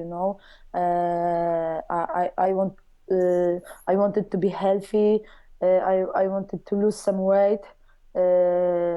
Yeah, and I went for my first training. On the beginning, I didn't know what Muay Thais mean, but I like it so much. And after 6 months of training, I had my first competition in Poland. I won, and after that, I knew it that I want to do it, So yeah. When you say you were out of shape, I mean, are we talking like were you severely out of shape, or like most girls when they say, you were out of shape and you wanted to lose just a little bit of weight? Yeah, I was like, I was like 10 kilos more heavy than now. So I didn't feel good, I was at the high school that time. So, I wanted to be a good looking girl, Of you know course. what I mean? But I like it so much, So now I'm healthy. I'm in shape and I'm happy because I finished physical education as well. So I could be a teacher, a personal trainer, but yeah, I am professional athlete, Well, I mean, it was the right decision made when you went into it. Now, when we see you in the UFC countdowns, Joanna, and the embeddeds around your family, there seems to be a lot of warmth and a happy vibe surrounding you guys. However, Poland can be a dangerous place with soccer hooligans and gangs prevalent. Growing up in Poland, did you see much of this? And did you ever have any incidents when you were exposed to any street violence? No, Poland it's very beautiful country and it's kind of quiet here, and people still thinking that Poland still part of Russia, but it's not, yeah. I love my country, and yeah, it's true, my family is very important for me. I am very close with them, and yeah, I like it so much. I like to spend my time with my family, my friends, my boyfriend, my sisters, and it's very important for me. They are supporting me a lot, and I can have extra power, Of course. Well, when you made your MMA debut in 2012, it was at a very early stage of women's MMA. Ronda Rousey was nowhere near a star, and the UFC had not even brought in a women's division. We can't imagine there was much money in it at the time. So what got you into MMA and made you want to transition from Muay Thai? I had some dream, like in Muay Thai. I always wanted to be the best, and then they want me to fight in MMA, and on the beginning it wasn't easy, because my ambitions. I have always high ambitions, you know what I mean? And on the beginning it was difficult to learn wrestling, jiu-jitsu, and I didn't know I didn't know what exactly gonna happen, but I had a dream, and the biggest dream came true 14th of March when I won the UFC title, So I was dreaming about it, and I was training hard for it. So yeah, that's why I survive. Just wondering as well, Joanna, obviously back then, the strawweight division was not yet prevalent in the UFC. Were you at all worried that going into MMA, you may not get an opportunity to perform on the high stage of them all? Or did you always have a feeling in your heart that one day there will be a strawweight division in the UFC? No, I didn't, because even 12 months ago, I didn't expect that I can make 115, I was trying, but I didn't have good dietitian. But right now, before I signed the contract with the UFC, I've got contact with Jacob Mauricz. He's one of the famous dietitian in Poland, and probably soon he's gonna be the most famous dietitian in Europe. And I'm very happy. And now it's very easy for me to make 115. So I'm happy that I'm part of 115 division, but normally I am like 125, even a little bit more. But yeah, I like it. I like it. I know it's a part of my job to be on diet, prepare hard, and yeah. Sure. We should pass on Jacob's number to Chris Cyborg. I'm sure she'd be more than happy. Now, sometimes when you have somebody who's so dominant at one aspect of martial arts, they struggle to pick up the rest of the tools. Like, say, a strong wrestler may struggle to develop elite striking, and an elite striker may struggle with wrestling. How did you find the grappling aspect of MMA? Was it weird for you at first, or did you feel comfortable with it straight away? Oh, like I said, it was very difficult for me, but I am a hard worker, so I knew it that I must survive and learn a lot, and still learning every day some grappling, wrestling, and jiu-jitsu. So I know that I'm part of UFC, the biggest and the best organization in the world. So my opponents are very good, and here is no excuse. You just must be the best and just keep on training and doing your things, and yeah. No, absolutely. Now, in one of the countdowns to your title fight with Carla, they showed basically your beautiful Poland and where you guys live. Those also showed that all of you guys, you had a lot of people living in one apartment, which is obviously normal because I'm from Ukraine myself, and a lot of my family does the same thing. Oh, really? How much pressure did you have on you going into that title fight with Carla, knowing that if you won the fight, it would change your whole family's life? Yeah, it's like I have my own apartment. I'm living there with my boyfriend and my sister. She got married 6 months ago, so she's living with her husband with me. I'm very happy because my boyfriend, he is traveling a lot because of his job, so I don't like to be alone. And they both, my sister bought other apartment, but they still wait when it's gonna be finished. So we're living together, and I'm very happy. I like to have my family around me, and yeah, it was. I didn't have pressure before the fight with Carla, and I'm not nervous before my fights. I'm loving it, and I like to fight. I'm different person in the octagon, and different person in a normal day. So yeah. Sure. Well, we see you smiling a lot in countdowns and in your photos, and there's not much smile in the octagon, so we understand where you're coming from. Now, you train out of Iraqi MMA in Poland. You've got trainers such as Szymon Bonkowski and Robert Drysdale. Your training obviously seems to be going well, considering that you're the UFC champion, but would you ever consider moving to America and somewhere else to train at a different camp and broaden your horizons? Yeah, I've got two head coaches, Simon Bonkowski and Paweł Derlacz. Okay. Robert Drysdale, he's the teacher of Simon, because Simon is more like a jiu-jitsu coach, and my second trainer, Paweł, is like a more striking coach. Gotcha. So Simon was traveling a lot to America, and he was training with Robert Drysdale. And sometimes Drysdale is coming to Poland doing some seminars and camps. Yeah, but I did some training with Robert when we've been in Vegas before my fight with Carla, and I was really enjoying the trainings, and I like it. I like to fight in US, but I don't think so that I'm gonna move to America. Maybe, of course, I want to fight there more often, but probably I'm gonna stay in Poland. Here I have everything what I need, my family, my easy life, and I have very good sparring partners. I have lots of good, strong, talented young guys in my gym, and I'm lucky because they are same weight as I am, or they are a little bit more heavy, but it's good for me, I can prepare well for my fights.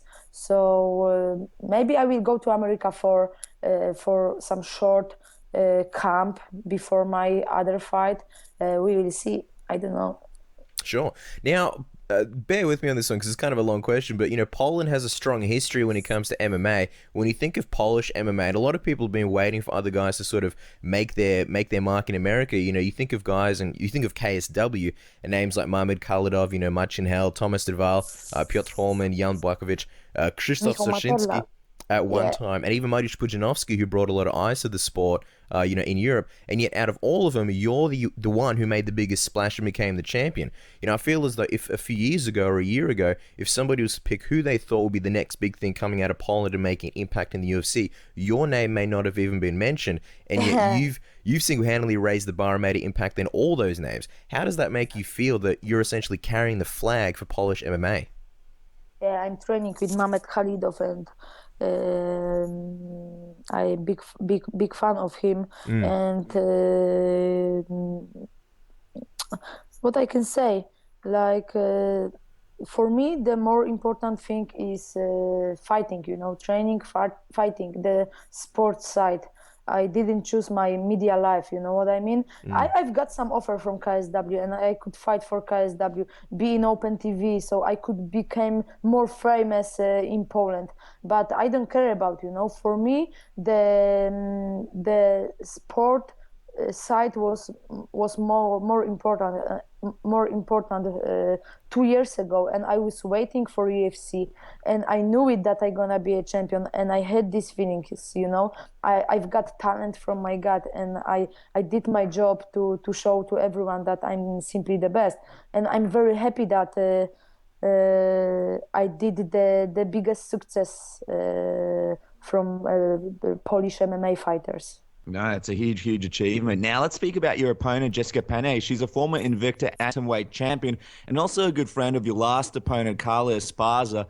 She herself said that she was surprised when she got the title shot against you. What were your thoughts when you heard you were facing her? Did you expect to fight her, or were you surprised? Yeah, I couldn't wait when the UFC gonna announce my next fight, but I didn't expect that it gonna happen so quick, because Gustafsson supposed to have a main event fight in Berlin, but yeah, I was happy when they called me. Of course, I feel sorry for Gustafsson that he got injured, but I'm happy that I can fight in Europe and I can have main event fight. And yeah, Jessica, she's a very good fighter. She's got lots of fights, lots of experience. She was former Invicta champion, and she's number 3 in the world. So I'm happy. I think she's a good opponent for me, and it will be interesting fight for me, for her, and for our fans and people around us. So yeah, I'm very happy. Yeah, I think she presents some different problems than Carla, but in your last fight, obviously Carla had the wrestling advantage on paper. However, she couldn't get you on the ground where she needed you. Jessica Penne is also a fighter that does her best work on the ground. However, she doesn't have the wrestling pedigree that Carla had. Do you think that in any way that makes it an easier fight for you than against Carla? No, every fight gonna be more difficult. You can be underdog, but you can beat a champion. This is what I did last time, and so I have lots of respect to my opponents. Of course, me and my trainers, we have some game plan for this fight, like for every fight. But you never know what's gonna happen in the octagon. So you must have different plan second by second. When you're in the octagon. So Jessica, she's working very good on the ground. Her wrestling is good, but not that good as Carla's wrestling. But I think she can strike better than Carla, and then she will try to take me down. But we'll see. They cannot do it. Yeah, I'm gonna still a champion. well, that's right. And you've mentioned it. In a striking battle, obviously you're a Muay Thai champion. Many people would have you as the person with the advantage in that one. Just take us through the matchup in the sense of what do you see as your advantages over Penne in this fight? Just watch my fight June 20 on Fight Pass, or tickets are on sale now. So come to Berlin. I'm not gonna let you know what I'm gonna do with Jessica. Just be there for me, and I promise to you that I'm gonna give good fight with Jessica, and you will be happy. Well, the fight is of course taking place in Germany, Poland's neighbor. Even though your home country is next door, it'd be safe to say that many Polish fans will be making the trip across the border to watch you fight. Will this be a hometown advantage for you, and how will this make you feel considering that you missed out on the UFC Krakow card? No, I was happy that I was like a guest in Krakow. But of course, in the future, I would like to fight in Poland. For example, Jan Błachowicz could fight on the same card, Krzysztof Jotko and other Polish UFC fighters. But yeah, like I said, I'm very happy that I can fight in Europe, in Berlin. It's next to Poland, so my family gonna be there, my friends, lots of fans. I'm very happy. But like I said, I like to fight in US. It's something different feelings, more people around. They treat you better, they treat you like a real champ. Of course, I have the same feelings in Poland and in Europe, but in US, it's something huge. Oh, absolutely. Massive sport in the US. And just wondering, you will be in front of a lot of Polish fans, a lot of European fans, which is great. But does that put any extra pressure on you, Joanna, knowing that you're going to be performing in front of so many of your fellow Polish people and also European fans? I'm gonna be the same fighter, you know what I mean? I'm gonna be the same person June 20, and I'm happy that I'm gonna give this fight for my fans. Okay, so pressure is definitely not a factor for Joanna. No. Now, it's not. We normally finish our interviews, Joanna, with what we call the submission radio tap-out round. It's where we ask a bunch of fun questions, and you answer with the first thing that comes to your mind. This time we got help from the fans, because you've got a lot of fans. We put up that basically you were going to be on the show, so they've submitted their fan questions. So we're just going to ask a few of them. Okay. Raid K, he's actually got a couple, but his first one is, in your early MMA fights, you threw a lot of roundhouse kicks and teeps in combinations with punches. From the Rosie Sexton fight, the percentage of kicks decreased drastically. Is this related to avoiding takedowns, or were you developing an improved striking game? And he's also asking, could we potentially see more of those devastating kicks in your next fight? I knew it that Rosie, Juliana Lima, Gadela, Carla, I knew it that they want me to take me down, and I knew it that I cannot kick because they will grab my leg and take me down very easy. So that's why I stop with it. But be focused, guys, and watch my fights. Yeah, no, absolutely. Now, an interesting question from the same I will be back. An interesting question from the same person asking, people suggested some nicknames describing you. Okay, here are a couple of nicknames: the Polish Jedi, the Polish Princess, and Scrabble. Which one of these would you prefer? I'm JJ. Just JJ. We have John Jones and Joanna Jedrzejczyk, so two JJs in the UFC, one in men's division, one in female division, so JJ is okay. Perfect. Now, Future Real would like to know, who other than yourself do you think has the best striking in the strawweight division? Obviously, you can't pick yourself, so who else is a threat in the striking department? Female division or wherever? Female, yeah.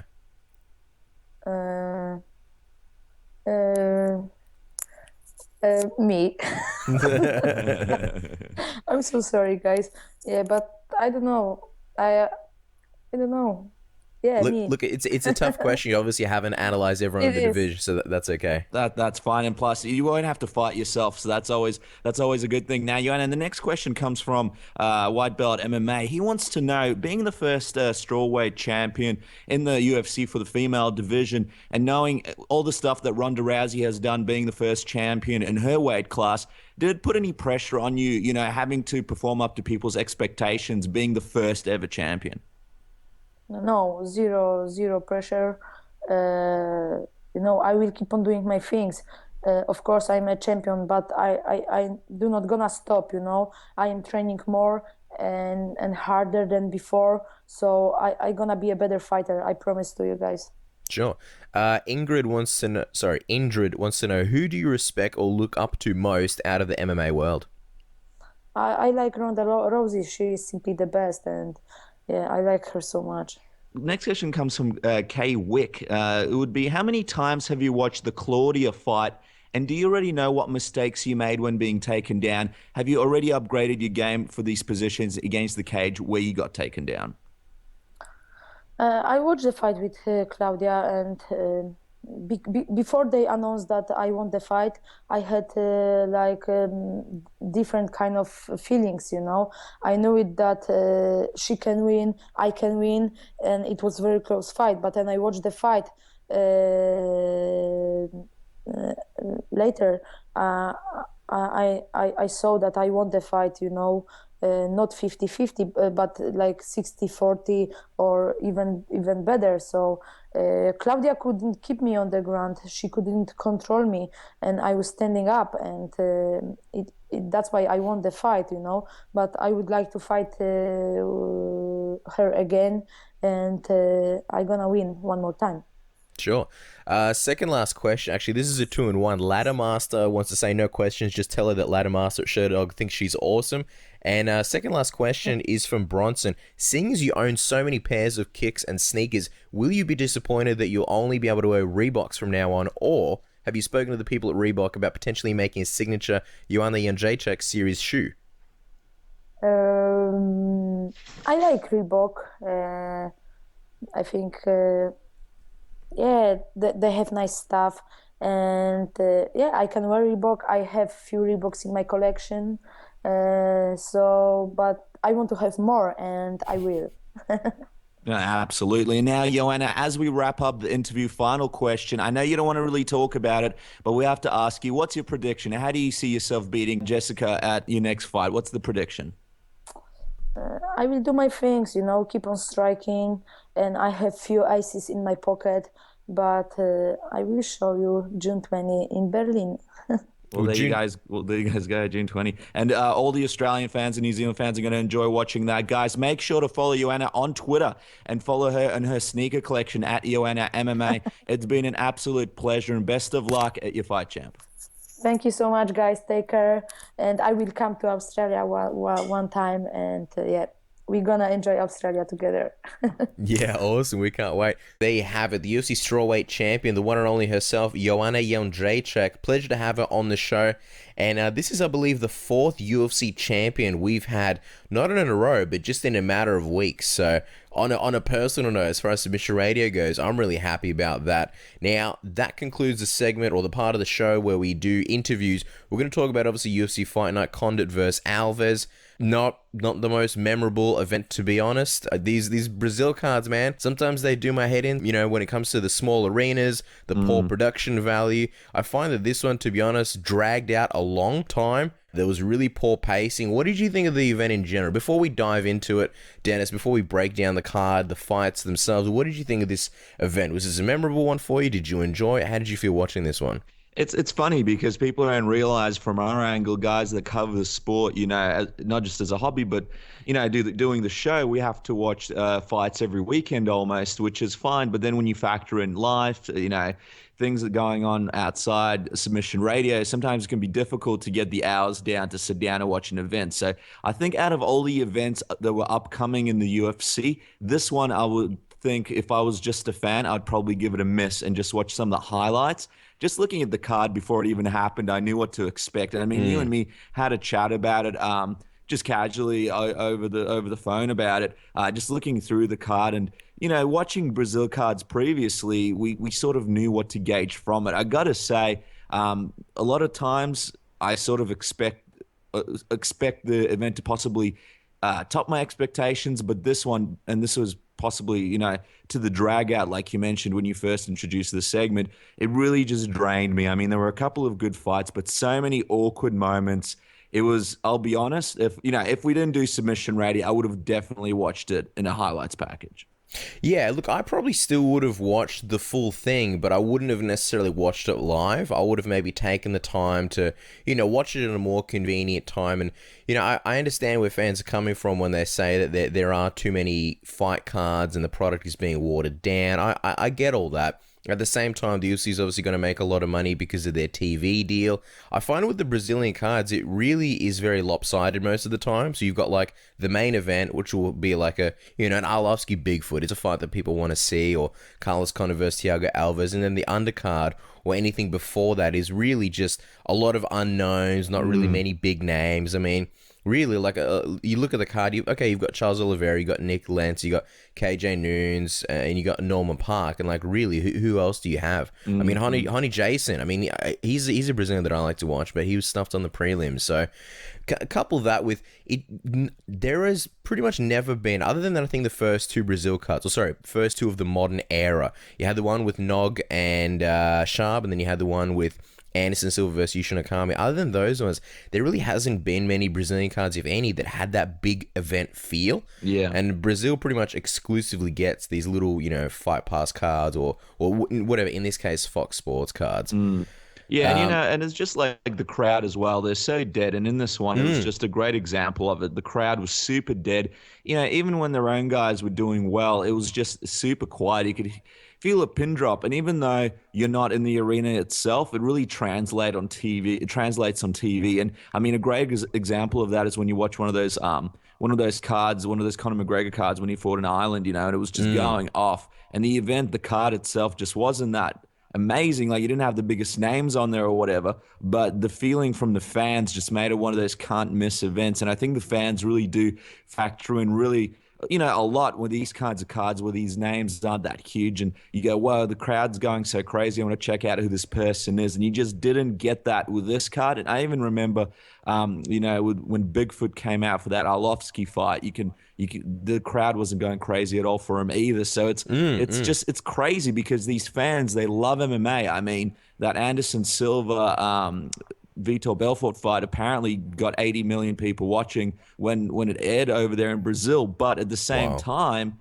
it's like, with these kinds of little cards, you're not guaranteed a reaction. And over the last few cards, it's just shown that they're just sort of a bit meh when it comes to these little cards with reaction being loud during the fights. Yeah, I haven't exactly looked at the stats, but I feel like there's almost a Brazil card every month and a half or every month or so. Almost every month to me feels like there's at least one Brazil card. And obviously, like here in Australia, we get one, maybe two cards a year. So I think the fans here in Australia are still hungry. They still feel like they're a little bit depleted for, the amount of product that they want. Whereas in Brazil, I almost feel like, not to say it's oversaturated, but I remember when the UFC first came back to Brazil, I think it was like, I don't know, UFC 135 or maybe 132. I could be wrong. And it was just this huge deal, like the UFC returns to Brazil. There's all these packages, fans were making all these promos using that song by Diddy, I'm Coming Home. It was this big deal. And now it's just like, oh yeah, another Brazil card, feel free to tune out for this one. And I can't get over these arenas, man. These arenas just look so pov, in my opinion. It's just, and it really adds to that small time feel. I feel like guys are coming out, and I'm expecting there to be like stalls on the way, like where people are selling like merchandise and like clothes and like street food, stuff like that. Yeah, and the other thing with these cards is you can just noticeably see that a lot of fighters don't fight at their maximum capacity, possibly because of the travel, possibly because of the weather. But it just feels like everybody's not performing at 100%, like commentators, camera guys, the whole thing. It just doesn't seem the same as the usual UFC event. Even when the camera guys pan out to like the fans, it's always the same 2-3 fans. And then you see the top of the arena, like this time around, it was really like not many people sitting on the top tier of the arena. So all that kind of stuff, or I don't know, for fans like us who are used to seeing these huge cards at the MGM Grand, or even here in Australia, it just takes you back a little bit and takes away some of that special sort of feel from the event. Well, here in Australia, like we don't necessarily have the biggest arenas. The Adelaide show, the recent one, Mark Hunt versus Stipe Miocic, there was so much energy. The crowd was going nuts for pretty much everything during that whole event. Obviously, Sweden, Alexander Gustafsson versus Anthony Johnson. Granted, that was, I believe, a stadium show, and they had like around 30,000 people. But hey, that was like 4 a.m, and the crowds were still going nuts. Another thing that I want to say, not only was the pacing bad for this event, but also the production value. You mentioned before, I actually missed it, but you mentioned before when we were speaking, Dennis, how they announced Mari Yamasaki and they showed the wrong referee. The sound, the audio actually dipped a lot. So in between rounds, the audio would just drop out or go really quiet. There was a lot of moments where there'd be silence, they'd be showing the crowd, or, you'd come back from commercial and the camera's just there, not showing anything particular. So I think these Brazil cards, it's almost like a day off for the UFC. It's where everyone kind of just goes, all right, this is the B grade show. We're in Brazil. We don't need to worry too much about the production and things like that. That's the vibe that I get. Oh, yeah, no, a great analysis there, Cass. Now, let's get into the card. Obviously, on the prelims, not that much to talk about. You know, Ronnie Jason did get that amazing submission triangle choke, which is great for him, and he's a great fighter for those cards over there in Brazil. Really seems like he's one of the guys that gets a reaction from there. But just jumping over to the main card, Cass, Darren versus Wendell Oliveira, what did you think of the fight? Were you surprised at all by its finish? I wouldn't say necessarily surprised. I was more surprised by the fact that Darren Till speaks Portuguese. He's a 22-year-old dude. He's not only is he a white guy, but he's from the UK, and then he busted out the Portuguese. I was pretty amazed by that. I was amazed by the elbows, man. Those were some scary-looking John Jones elbows, just absolutely brutal. I didn't expect him to finish it. I mean, you see guys in whatever guard or half guard. I mean, people are always throwing elbows, and very few guys actually finish with elbows. Most recently, Crow Cop. I remember Brian Ebersol smashed Dennis Hallman with some brutal elbows years back. And I mean, I don't know, Darren Till, he's a stand-up fighter. He's a striker. He's a Muay Thai guy. I just didn't expect him to have that amazing elbows on the ground. I guess it kind of makes sense when you think about it. Muay Thai incorporates the elbows a lot, but not many guys can necessarily get the necessary torque once they're on the ground. I mean, it was basically Wendell Oliveira. He tried covering the distance, obviously an extremely strong, powerful guy, but whenever he did, Darren Till was just too silky smooth. He'd get out of way of all punches. He'd pretty much negate all offense, and then he'd get his kicks in, kicks to the body, kicks to the leg. So super, super impressed with this guy, and incredibly jealous that he's only 22 years old, man. This guy's the limit for this guy. I like him. I honestly, of all the people on this card, I can't wait to see him fight next. Him and Carlos Condit. Yeah, that's right. Well, you said it all there, Cass. And I mean, it was there were a couple of fights on the card where elbows were a key part. Just a quick analysis on Oliveira. He went for that deep half on the ground, which is something that I think MMA fighters are learning is just a huge no-no. I mean, I was talking about this with Sean Davies, who's the MMA instructor here at Submission Radio for the show, and he's got a fight coming up, actually. We'll have him on the show in the next few weeks, but we're talking about the fact that the deep half just has no space in MMA. I mean, Fabricio Verdum and those kind of guys, they might be able to pull it off, but it leaves your face open for people to hit you. So when Oliveira did go for that deep half, Till really hit him in the head with those elbows. I mean, you just can't leave your face exposed, putting one arm under another guy's leg, trying to go for that deep half. I just don't think at a high level it belongs in the UFC, because a lot of guys are going to do it, and it's just got such a high risk rate. It's like a lot of guys, you know, with the throws, not being able to complete a throw and ending up in a crappy position. It's one of those moves that you really have to be careful about, because if you get your arm stuck, or if you're in the wrong position and you got a guy on top of you in that kind of position like Till was in, man, those blows, they can really take it out of you, and that's what happened in this fight. So not a position that I think a lot of MMA fighters are going to keep going to in the future. Yeah, we'll see. I think elbows in general, they seem to be like the new black in MMA. People are really learning to utilize them better. And I would arguably say John Jones is probably very much the guy who, I wouldn't say started it, but it's almost like he brought it to the new age. He started smashing people with all sorts of elbows, and you're really seeing people get really, really creative and use them in awesome ways. Let's talk about the next fight, Francisco Trinaldo versus Norman Park. A lot of people are saying robbery. What did you think of the fight, Dennis? Yeah, I disagree with those people. You know, I had the fight a one round each, and that other fight was sort of 50-50 to me. Look, I don't think that Norman Park looked great standing in this fight. I think he had some good grappling, but Trinaldo really needs to work on his grappling to avoid those kind of situations. I was impressed with his combinations, though. Some of his combinations blew my mind. Body shot, head kicks. It was just a really good display of striking. And I know Park said that he thought Trinaldo, the only way he could win this fight was with a lucky one-punch hit, and it was far from it. I mean, he really, really dominated. In that last round, Park had him on the ground and really took it to him in the grappling department. I think Trinaldo is obviously a guy that's a veteran. He's had a lot of fights, but he just really needs to focus on the grappling, because if he does fix up that hole in his ground, I mean, he's just such an exciting guy on his feet. And I believe the commentators were talking about the fact that this is one of the first fights that he was able to dedicate training to full time. So it really showed in the fight. Obviously, they were talking about the fact that at one point he didn't even have enough money to get a bus fare to go to training, and now he's taking care of his nieces and nephews or something like that. So great to see Trinaldo being able to do that change in his life. But yeah, I agree with the decision. Look, if it went the other way to Norman Park, I'd understand why it happened as well, but it was a very, very close fight in my opinion. Cass, what do you think? Were you outraged with that decision? No, I was hoping you were, so we could disagree and shit would get interesting. No, I disagree as well. I don't think it was a robbery, and I think a lot of people use that term robbery a little bit too loosely.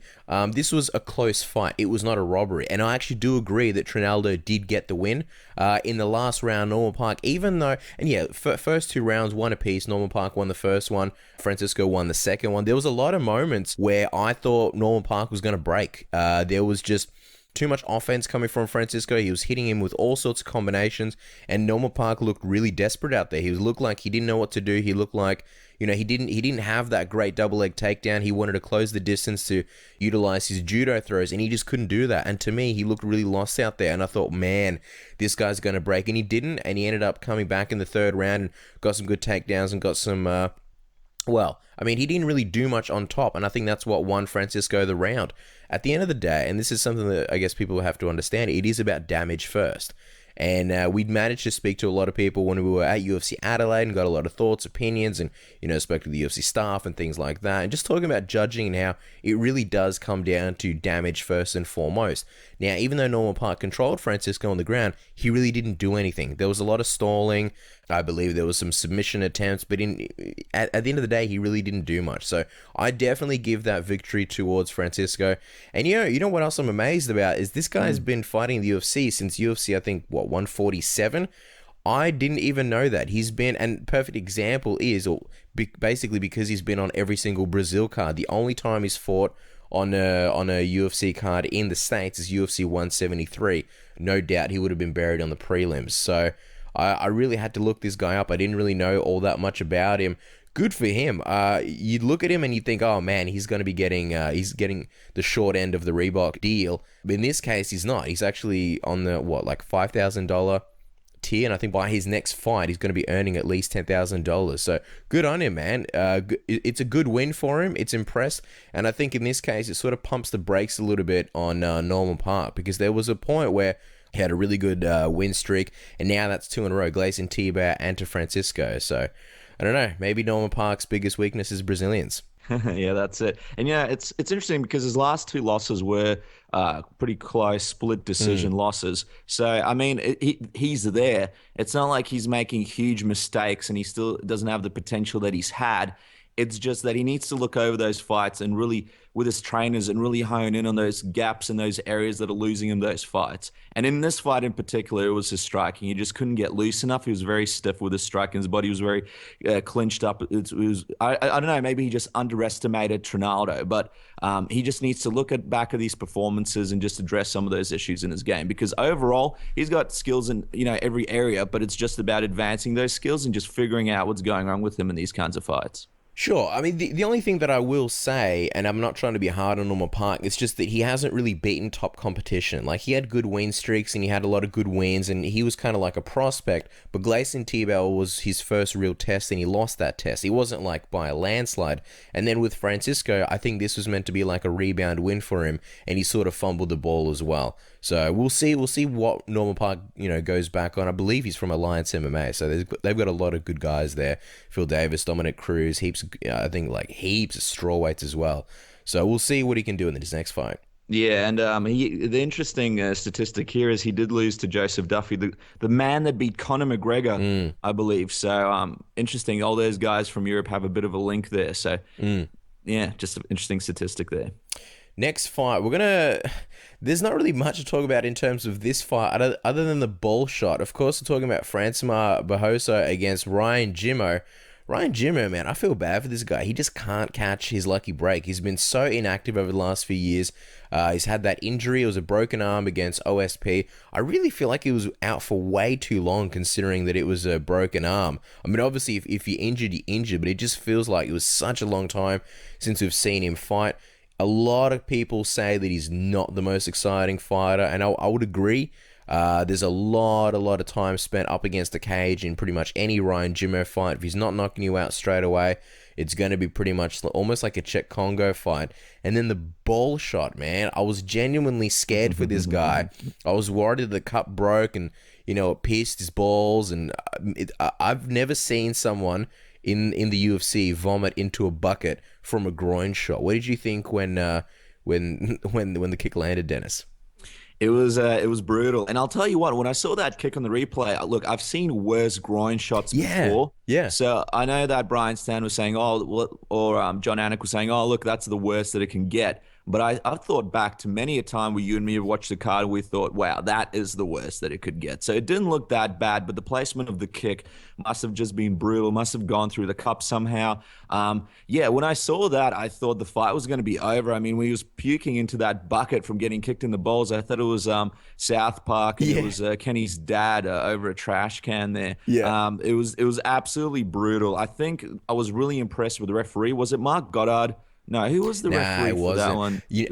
I'm glad you bring that up because I was super impressed with the referee. I don't know. It was some strapping young lad, some newcomer. Strapping young lad, possibly one day pound for pound one of the new best referees, but just really impressed with the way he let Ryan Jimmo really take his time to come back. Said, you know, you got another minute left. Take your time. I think that really saved the fight. Whatever there was left of the fight to save. I'd be calling for both of these guys to be fired, Cass, after a performance like this. But however, Ryan Jimmo was able to fight on after that injury, so I have to give him some credit. I'd like to see him have another fight and give him another shot at, sort of coming back and showing people what he could do. But Francimar just... he had some good moments. There were a couple of headbutts there as well. He was coming in with his head, and he headbutted poor Ryan in the head as well, I think, a couple of times. But yeah, that fight was just rubbish. I couldn't watch it. It was so strange. Ryan Jimmo, like you mentioned, just standing there. I think there was one point in the fight where there was no punch thrown for like over a minute. Both guys were standing there staring at each other. And I think this fight, I think it took away a lot of steam from the event. I think it really put the crowd to sleep, and you sort of killed the vibe of the event. Overall, it was just a terrible fight. And you mentioned Cass Ryan. Jimmo obviously had the arm injury. The guy's just prone to injuries. I mean, against Jimmy Manuwa, he had the TKO leg injury as well. So just terrible luck for the guy. Hopefully he can come back and, sort of show us what's going on. But yeah, I mean, I'm just incredibly impressed with the fact that he was able to fight on after puking from getting kicked in the nuts. I mean, that's just unbelievable. That's a lot of heart there. I wouldn't be able to do it. Yeah, and there's this thing that scares me. I think it's called like twisted testicle or something, where your balls just kind of... I don't understand how it exactly works, and maybe it's not in the literal sense, but what happens is I think is like the vessels or whatever to your balls get like cut off because they're twisted, and like your balls, or one of them at least, like get really inflamed, and some people lose testicles to that. It's like it's meant to be, right? So people this is a science show now on Google. This is a science show right now. I'm having my Joe Rogan moment. Is it different? Anyway, you know how women obviously go through pregnancy and people say it's like one of the worst pains imaginable. This is like the dude's version, right? When you have the whatever twisted testicle, this is like the dude's version of pregnancy. It's meant to be like the most excruciating thing that you can ever go through. And that's kind of what I was scared for with Ryan Jimmo, because when he was on the stool at the end of the second round going to the third, he was saying to his corner, Aaron Simpson, he was saying how his stomach's cramping up, and he seemed really distressed. So I felt bad for the guy. I was like, I don't want to read that, like, after the event everyone's like trashing UFC Fight Night Brazil, and then we hear like, oh, in other news, Ryan Jimmo had his testicles removed. So man, that would be a headline on Bloody Elbow right there. That would get a lot of clicks. That would be breaking news right there. But yeah, I mean, yeah, sorry, continue, Cass. No, I was just gonna say, and I was worried that, like, what if the cup was broken? There was a lot of things. I was like, man, this is one of those things where if Ryan did bow out, I thought it was going to be a Crow Cop versus Alistair Overeem moment, when Crow Cop couldn't continue when they fought in Dream. And just on a side note, you mentioned the referee. Reminds me of a young Mark Goddard, and Mark Goddard is actually quickly becoming one of my favorite refs. A lot of refs, whether it's MMA or boxing, I feel like they're just there. They're not really doing anything. And I think as a referee, you really have to command control. That's why I like Big John McCarthy, because he lays down the laws and he commands respect, and he's very proactive. And I like this ref. He was like, bucket. I need a bucket quickly. I feel like a lot of people there were half asleep. The doctor was like MIA. When he needed the bucket, it seemed like it took too long, and this ref was just on it. He's like, I want the bucket now. He's like, this is my ruling. It was inadvertent. You've got plenty of time, this and that. I like his MO. I like his style. Big ups to the referee. Yeah, great guy. And, while we're talking about testicles, it just takes my mind back to a few weeks ago when over here in Australia, during a game of Australian rules football, somebody went to bounce the ball. Something like that happened and bounced back into his testicles, actually split open his beanbag, and he had to be taken out to the hospital, get reconstruction surgery, something along the sorts down there. So, yeah, the beanbag, definitely not a place suited for kicks or balls bouncing back into it. So big ups to Ryan Jimmo, and hopefully if he's still looking to have kids, he's able to do that going on from here. Hopefully. Let's quickly touch on Alex Oliveira, the Cowboy, versus KJ Noons. This one was over before it started. What did you think of the fight, Dennis? I thought KJ Noons is doing really, really well because Alex Oliveira had his hands down so low. An interesting style that I'm not sure how it's going to pay off in the future against other opponents. But yeah, KJ Noons ended up losing. One of the things about KJ is obviously he's been around for a really, really long time. He's a guy that had some wins and had some losses. And the commentators were talking about the fact that he wants to stick around at welterweight and he doesn't want to go back to lightweight. It might have been just Alex Oliveira, but KJ Noons just looked really, really small in that division. I'm not sure how he'll fare in welterweight. I know he's fought in middleweight when it comes to kickboxing and stuff like that before, but with some of these guys like Alex Oliveira being huge in welterweight, it might really be a big detractor for KJ Noons. And another a bit of a disappointing loss to KJ Noons. Alex was not a last minute replacement, but he was a replacement. His initial the first person he was supposed to fight had to pull out due to dang fever. So yeah, I don't know, a big win for Alex Oliveira, but not such a great moment for KJ Noons. Yeah, I feel like KJ Noons, I like him. He's got a really exciting style, obviously, being a former boxer. I love those kind of guys. I feel like he's got one foot out the door. He came out and they mentioned how he was doing the training for the fire department. And I guess you've got guys like, say, Stipe Miocic, who are a firefighter and a paramedic and still train full-time for fighting. He confirmed that when we spoke to him earlier. He does, in fact, train full-time.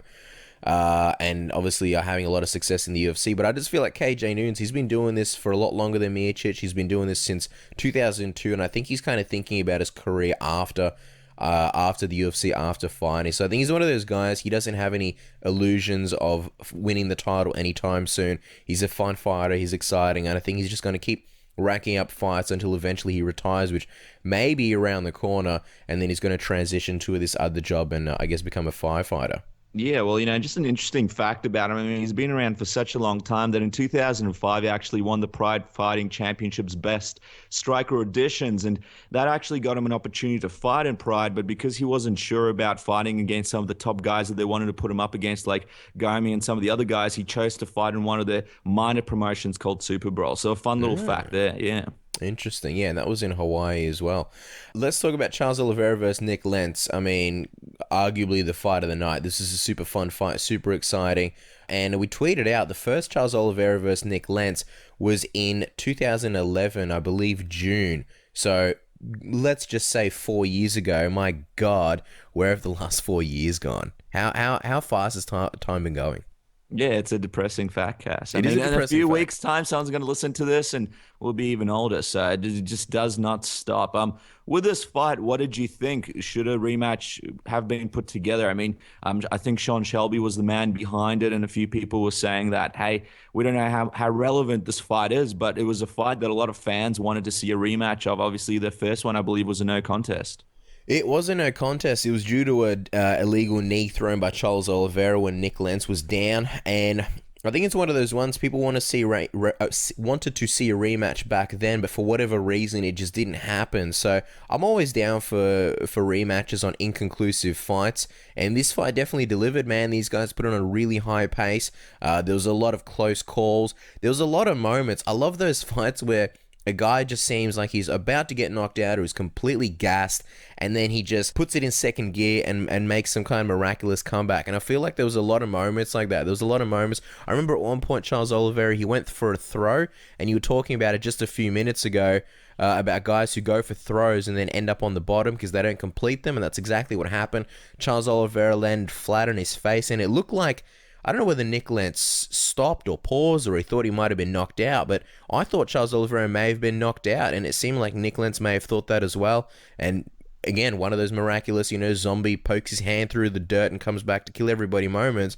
Charles Oliveira was, still with it, and now ended up winning the fight via a really deadly-looking guillotine choke. I mean, I think now's the time to make a Charles Oliveira versus a Chad Mendes or Max Holloway. What did you think of the fight? Yeah, the fight was great. I mean, I think Charles Oliveira, and after the fight, he did mention as well, he felt pretty flat in the fight, and he looked like it in a lot of parts of the fight. He was very flat-footed and was just sort of standing in front of Nick Lentz, and Nick Lentz was able to land some good punches on him. I mean, he was in there, and he was right in the vicinity of his face, landing a lot of those overhand punches, having a lot of success. And then I think there was one point, Cass, where Charles might have gotten an eye poke that the referee didn't acknowledge, and Nick just kept going. And I mean, all power to him, man. I mean, it's the referee's job to stop that kind of thing, but Charles was able to come out of it. Yeah, just a really, really good fight. That ridiculous knee to Nick Lentz that really hurt him. And yeah, that guillotine finish in the end, man, the jump, I mean, it was just absolutely beautiful. I mean, Lentz went for his own one as well. So it was a very, very good fight. If anything, I think it was a fight that saved the card. If this fight was not on the card, even though the Carlos Condit fight was obviously a lot of fun, I mean, I think it would detract a lot from the night. So I think the Brazilian fans were very lucky this fight got put together. Charles Oliveira needs to rethink his glasses strategy. I think they're not very fashionable, and I like to see him play around with some different frames. And Nick Lentz hadn't fought, the last time he fought was against Chad Mendes in 2013, December 14th. And if people don't remember that, he lost against Chad to a decision. So he had been out of the octagon for quite a while. I mean, I've seen people say it on Bloody Elbow. I think Tim, the man that wrote the post-fight analysis cast. Tim Burke. Tim Burke. Yeah, that's right. He said that he believes Nick Lentz got a lot more out of that, losing that fight, than a lot of his previous wins. He looked great in the fight. He obviously got beaten, but I'm still excited to see him come back, and hopefully he can come back a lot sooner than the last time we saw him. But yeah, overall, I agree with you, Cass. Give Charles another shot. I can't believe he's only 25 years old. I still think Nick Lentz is a top guy in featherweight. I think true success has just been like out of his grasp, just out of his reach. And I agree. I think he showed a lot in this fight. And that's the other thing. Like, Charles Oliveira has been so active and Nick Lentz hasn't been. I'm not making excuses for Nick Lentz, but I'm hoping this is one of those fights where he comes back. It's a bit tough because he hasn't fought in a while, and then he comes back in his next fight, and then he really shows, his true self, the true Nick Lentz. As far as Charles Oliveira, man, I mean, this guy's a beast. He's on a 4-fight win streak now with a victory over Nick Lentz, and 3 of those wins have been finishes, all chokes. He's got the triangle choke over Andy Ogle, the anaconda choke over Hatsu Hayoki. He beat Jeremy Stevens in a decision, and now a guillotine choke with Nick Lentz. So I definitely think it's time to move him up. I reckon him versus Max Holloway. I think Chad Mendes might be a slight step too high for him, but maybe Max Holloway, see where they're at. And I think with Max Holloway, he's a guy that he prefers to strike more as opposed to wrestle. And I think Charles Oliveira, his weakness is wrestling, so that could make for a really fun fight. Yeah, both guys just have the ability to have these amazing submissions as well. So definitely would be a fight that a lot of the more hardcore fans are going to be having a very close look at if it does get put together.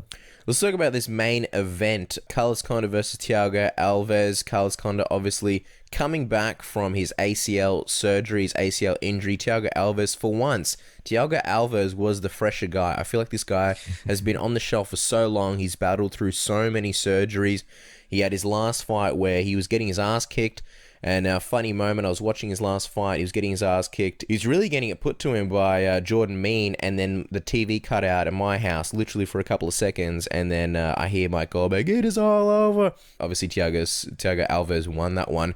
What did you think of this fight against Carlos Condit?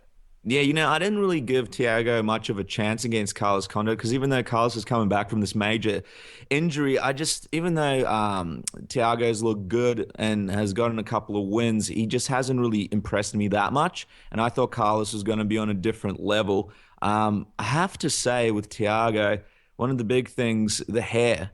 I love the man. I think he's a great, great guy. But I think I like him more when he shaves the front part of his hair off.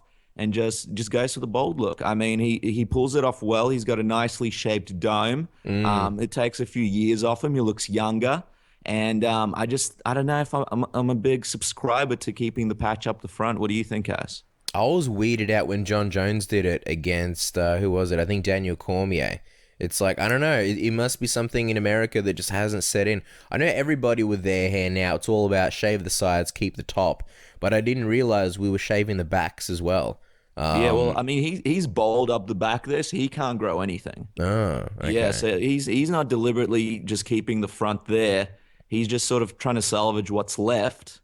Well, I think he has to let it go. He's got to get rid of it, man. I mean, Danaher, obviously the Brazilian Jiu-Jitsu teacher, GSP's teacher, he had obviously that comb over thing up the front. Looked great from the front, but, you know. And then he turns around, you're like, Danaher, can you reach something from the cupboard? And it's like, doot, doot, doot. Great for Tinder until you meet the person and they realize what's going on. You know what I mean? Exactly. So, I was happy when he shaved his head. I was like, yes, good for you, Danaher.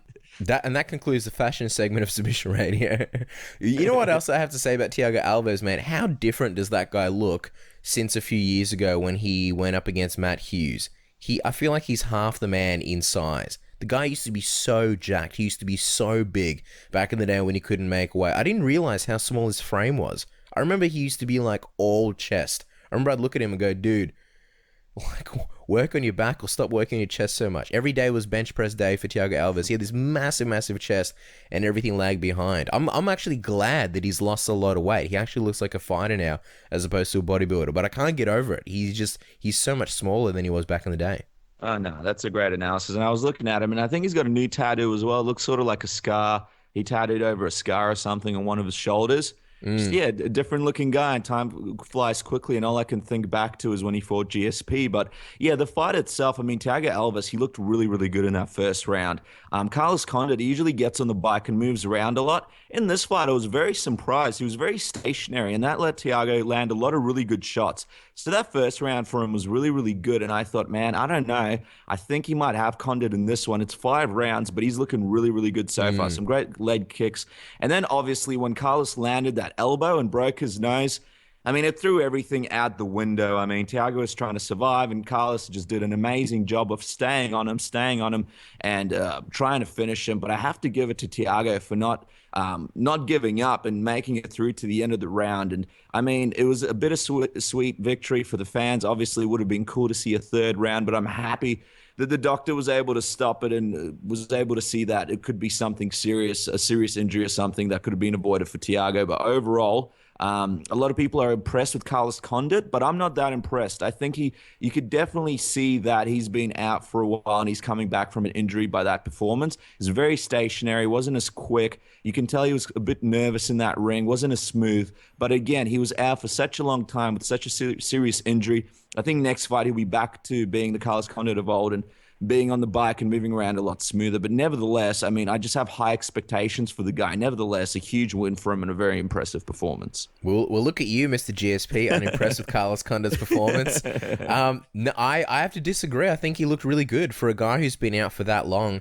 I remember when we first started this show, right? Our first episode was March 22nd of 2014, and one of our first guests, along with Mark Bocek and Alistair Overeem, was Tyron Woodley, and it was right after his win over Carlos Condit. So it just goes to show that Carlos Condit has been out for well over a year, and I think when you come back from such a long break, and not to mention, it's not like he had something not serious. It was an ACL. People's careers are completely altered after ACL injuries and surgeries. And for him to come back and dispatch of Thiago Alves the way he did, and I think this isn't Thiago Alves in between breaks. This is Thiago Alves after coming back, getting rid of the ring rust, getting a stoppage win, and like you said, he looked really good in that first round. I agree that Carlos Condit was nowhere near as mobile, but I think if he had any ring rust, it really only lasted, one round, if that. And just the speed at which he delivered that elbow, I had no idea that it was even an elbow. I thought it was a left hook, like the one that he knocked out Dan Hardy with. I didn't even see what he dropped Thiago Alves with. It happened so quickly. It was like 1 second Thiago's, up, the next second he's on the ground. I was like, wow, what happened there? I thought he looked really good, man. And it's one thing to come back and look like he always did. It's one thing to come back to form, but seems like Carlos Condit came back with some new weapons. These elbows that he's slicing and dicing Thiago Alves with, he had that beautiful throw as well. He said that he was working on his wrestling. When he was on the ground, he was so patient as well. I like the way he utilized head control and really took control of Thiago Alves and made it so that he couldn't get up. I thought he looked fantastic. And, I mean, I guess... I don't know. I wouldn't take anything away from him. I don't think he looked like any less a Carlos Condit. I think after a performance like that, you could easily see him slotting up there with the top guys, the top contenders. Guys like even a rematch with Tyron Woodley. Throw him in there with a Rory McDonald. After a performance like that, I'd be happy to see him go up against any of those guys. Yeah, well, no, I agree with you. Tyron Woodley would be great. And I mean, look, I didn't say that I thought that I wasn't impressed with his performance, but yeah, like he said, I didn't think he looked like the same Carlos Condit. And I would go as far as to say that if he didn't land that elbow on Thiago and break his nose in that devastating fashion, I believe Thiago could have won that fight if it kept going the way that it was going. And I don't think that Carlos Condit could compete with the top guys if he goes in with a similar strategy that he had with Thiago. I mean, look, if he gets back on his bike, if he moves around, has the footwork that he's had, that's won him a lot of the fights that he's won, like the Nick Diaz fight and all those types of fights, then I think he's got a good shot. But if he comes out and he's as flat-footed as he was in this fight, I mean, Thiago is able to hit him with a lot of shots that the old Carlos Condit would not have been hit with, in my opinion. So, I don't see him as the same Carlos Condit. But then again, it could just be that he's able to do what he was able to do before, but he just chose not to do it in this fight and just wanted to have an exciting fight where he stood toe-to-toe with Thiago, didn't move in and out, and just sort of saw which man was better at taking the shots and taking the other guy down. But yeah, just wasn't that impressed with him in the sense that it was the same Carlos Condit that I watched before. And partly it was because I was such a fan of his movement, of him moving in and out and being able to avoid the shots. So I guess maybe because I was such a fan of it, I really noticed it compared to a lot of other people. I think you have a point there, and I think it's similar to Travis Brown, where it seems like his footwork has just kind of disappeared and he's turned into a boxer. I guess one question is, can Carlos Condit still do it? When you come back from ACL surgery, is it a case of he's a bit rusty and he's just forgotten about the footwork, or he's just, not that same Carlos Condit, or is it a case where he can't do that anymore, or he's been advised not to, or he feels like there's too much strain on his ACL when he's doing that? So, I mean, look, those are interesting questions, but without a shadow of a doubt, I mean, you'll agree with me with this one when he goes up against the top guys like Robbie Lawler, guys like Rory McDonald, even guys like Johnny Hendricks. He's got to get back on that bike and move in and out, because otherwise it's going to be a rough night for Carlos Condit. Yeah, no, I definitely agree with you in that sense. Personally, I would love to see a rematch against him and Tyron Woodley. Yeah, I think that's what's next. I thought that's what he was going to say. Yeah. I think Carlos Condit's just happy to get the win, and he's just kind of like, look, he's making money, he's up there. It's not like he's fighting on the prelims and he needs to call guys out. He's an established welterweight. I think he's just happy to get the victory, and he doesn't really care who he faces next. But I thought he was going to call out Tyron Woodley. I think he needs to do that rematch. I think there was a lot of controversy with that win. I think to date, that's probably Tyron Woodley's biggest win.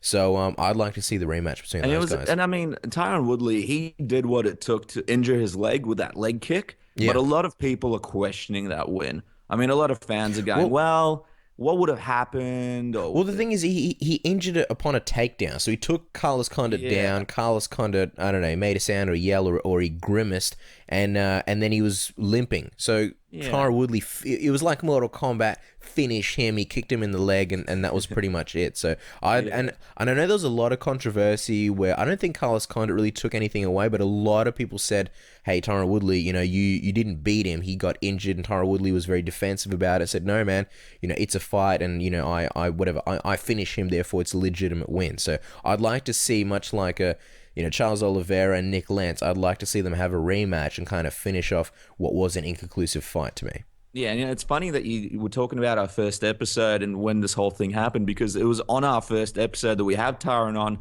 actually spoke about this, I believe, Cass. Yeah, I mean, it would be a great fight to make. Arguably, that was the biggest win of his career and what sort of catapulted him. So, I mean, it's a no-brainer. I have to give it to Carlos, though. I mean, in that position, a lot of fighters would have said, look, it was the injury that made me lose, and it wasn't as much what Tyron did. And he's just such a classy guy that he was just quiet. He took his defeat, and, he didn't make any excuses for it. And I think partly That's why people love him so much. He's just such a great guy. But at the same time, like he said, you got the mic in front of you in Brazil, Carlos. Call him out. Say, I want to fight this guy. But I think it would logically be the next fight they put together. And I'd love to watch a rematch of that fight. Yeah, for sure. Man, I think that's pretty much it. I think we're done talking about UFC Brazil. I'm glad it's in the books. I'm glad we've got another great card to look forward to next week. You've got Dan Henderson, Tim Bosch. You've got a whole bunch of fun fights there. Before we wrap up, and of course, thank you to our guests this week, Joanna Jedrzejczyk, of course, Ryan Bader, and the one and only Joe Benavidez. Thanks for being so cool, playing Would You Rather with his fiance in the car. And I guess we got to say thank you to Megan O'Leary for making a brief appearance as well. That was something we didn't expect.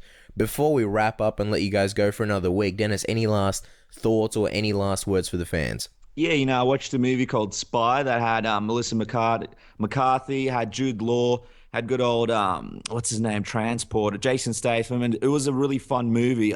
Good. Rotten Tomatoes are giving it 96%. Wow. Don't expect to go in there with the mindset it's going to be the best movie that you're going to see all year, but go in there expecting to have a fun time with your popcorn, your large drink, you're chocked up, and just a bit of a laugh. If anything, I'd say it's definitely Melissa's best movie that I've seen, apart from her scene in Bridesmaids. Not that I watch Bridesmaids every weekend, which sometimes I do. So make sure you check out that movie. It's a lot of fun. And hey, if the girlfriend's saying, I want to check out a chick flick, do yourself a favor, watch a movie that you're going to enjoy, watch Spy. So there you go. That's just a little tad bit of information here from Submission Radio. Man, I'm glad you said that because I like Melissa McCarthy, and my missus actually really wants to see Spy as well. So I was hoping it was good. I was hoping it was like The Heat as opposed to Tammy, which was pretty shit.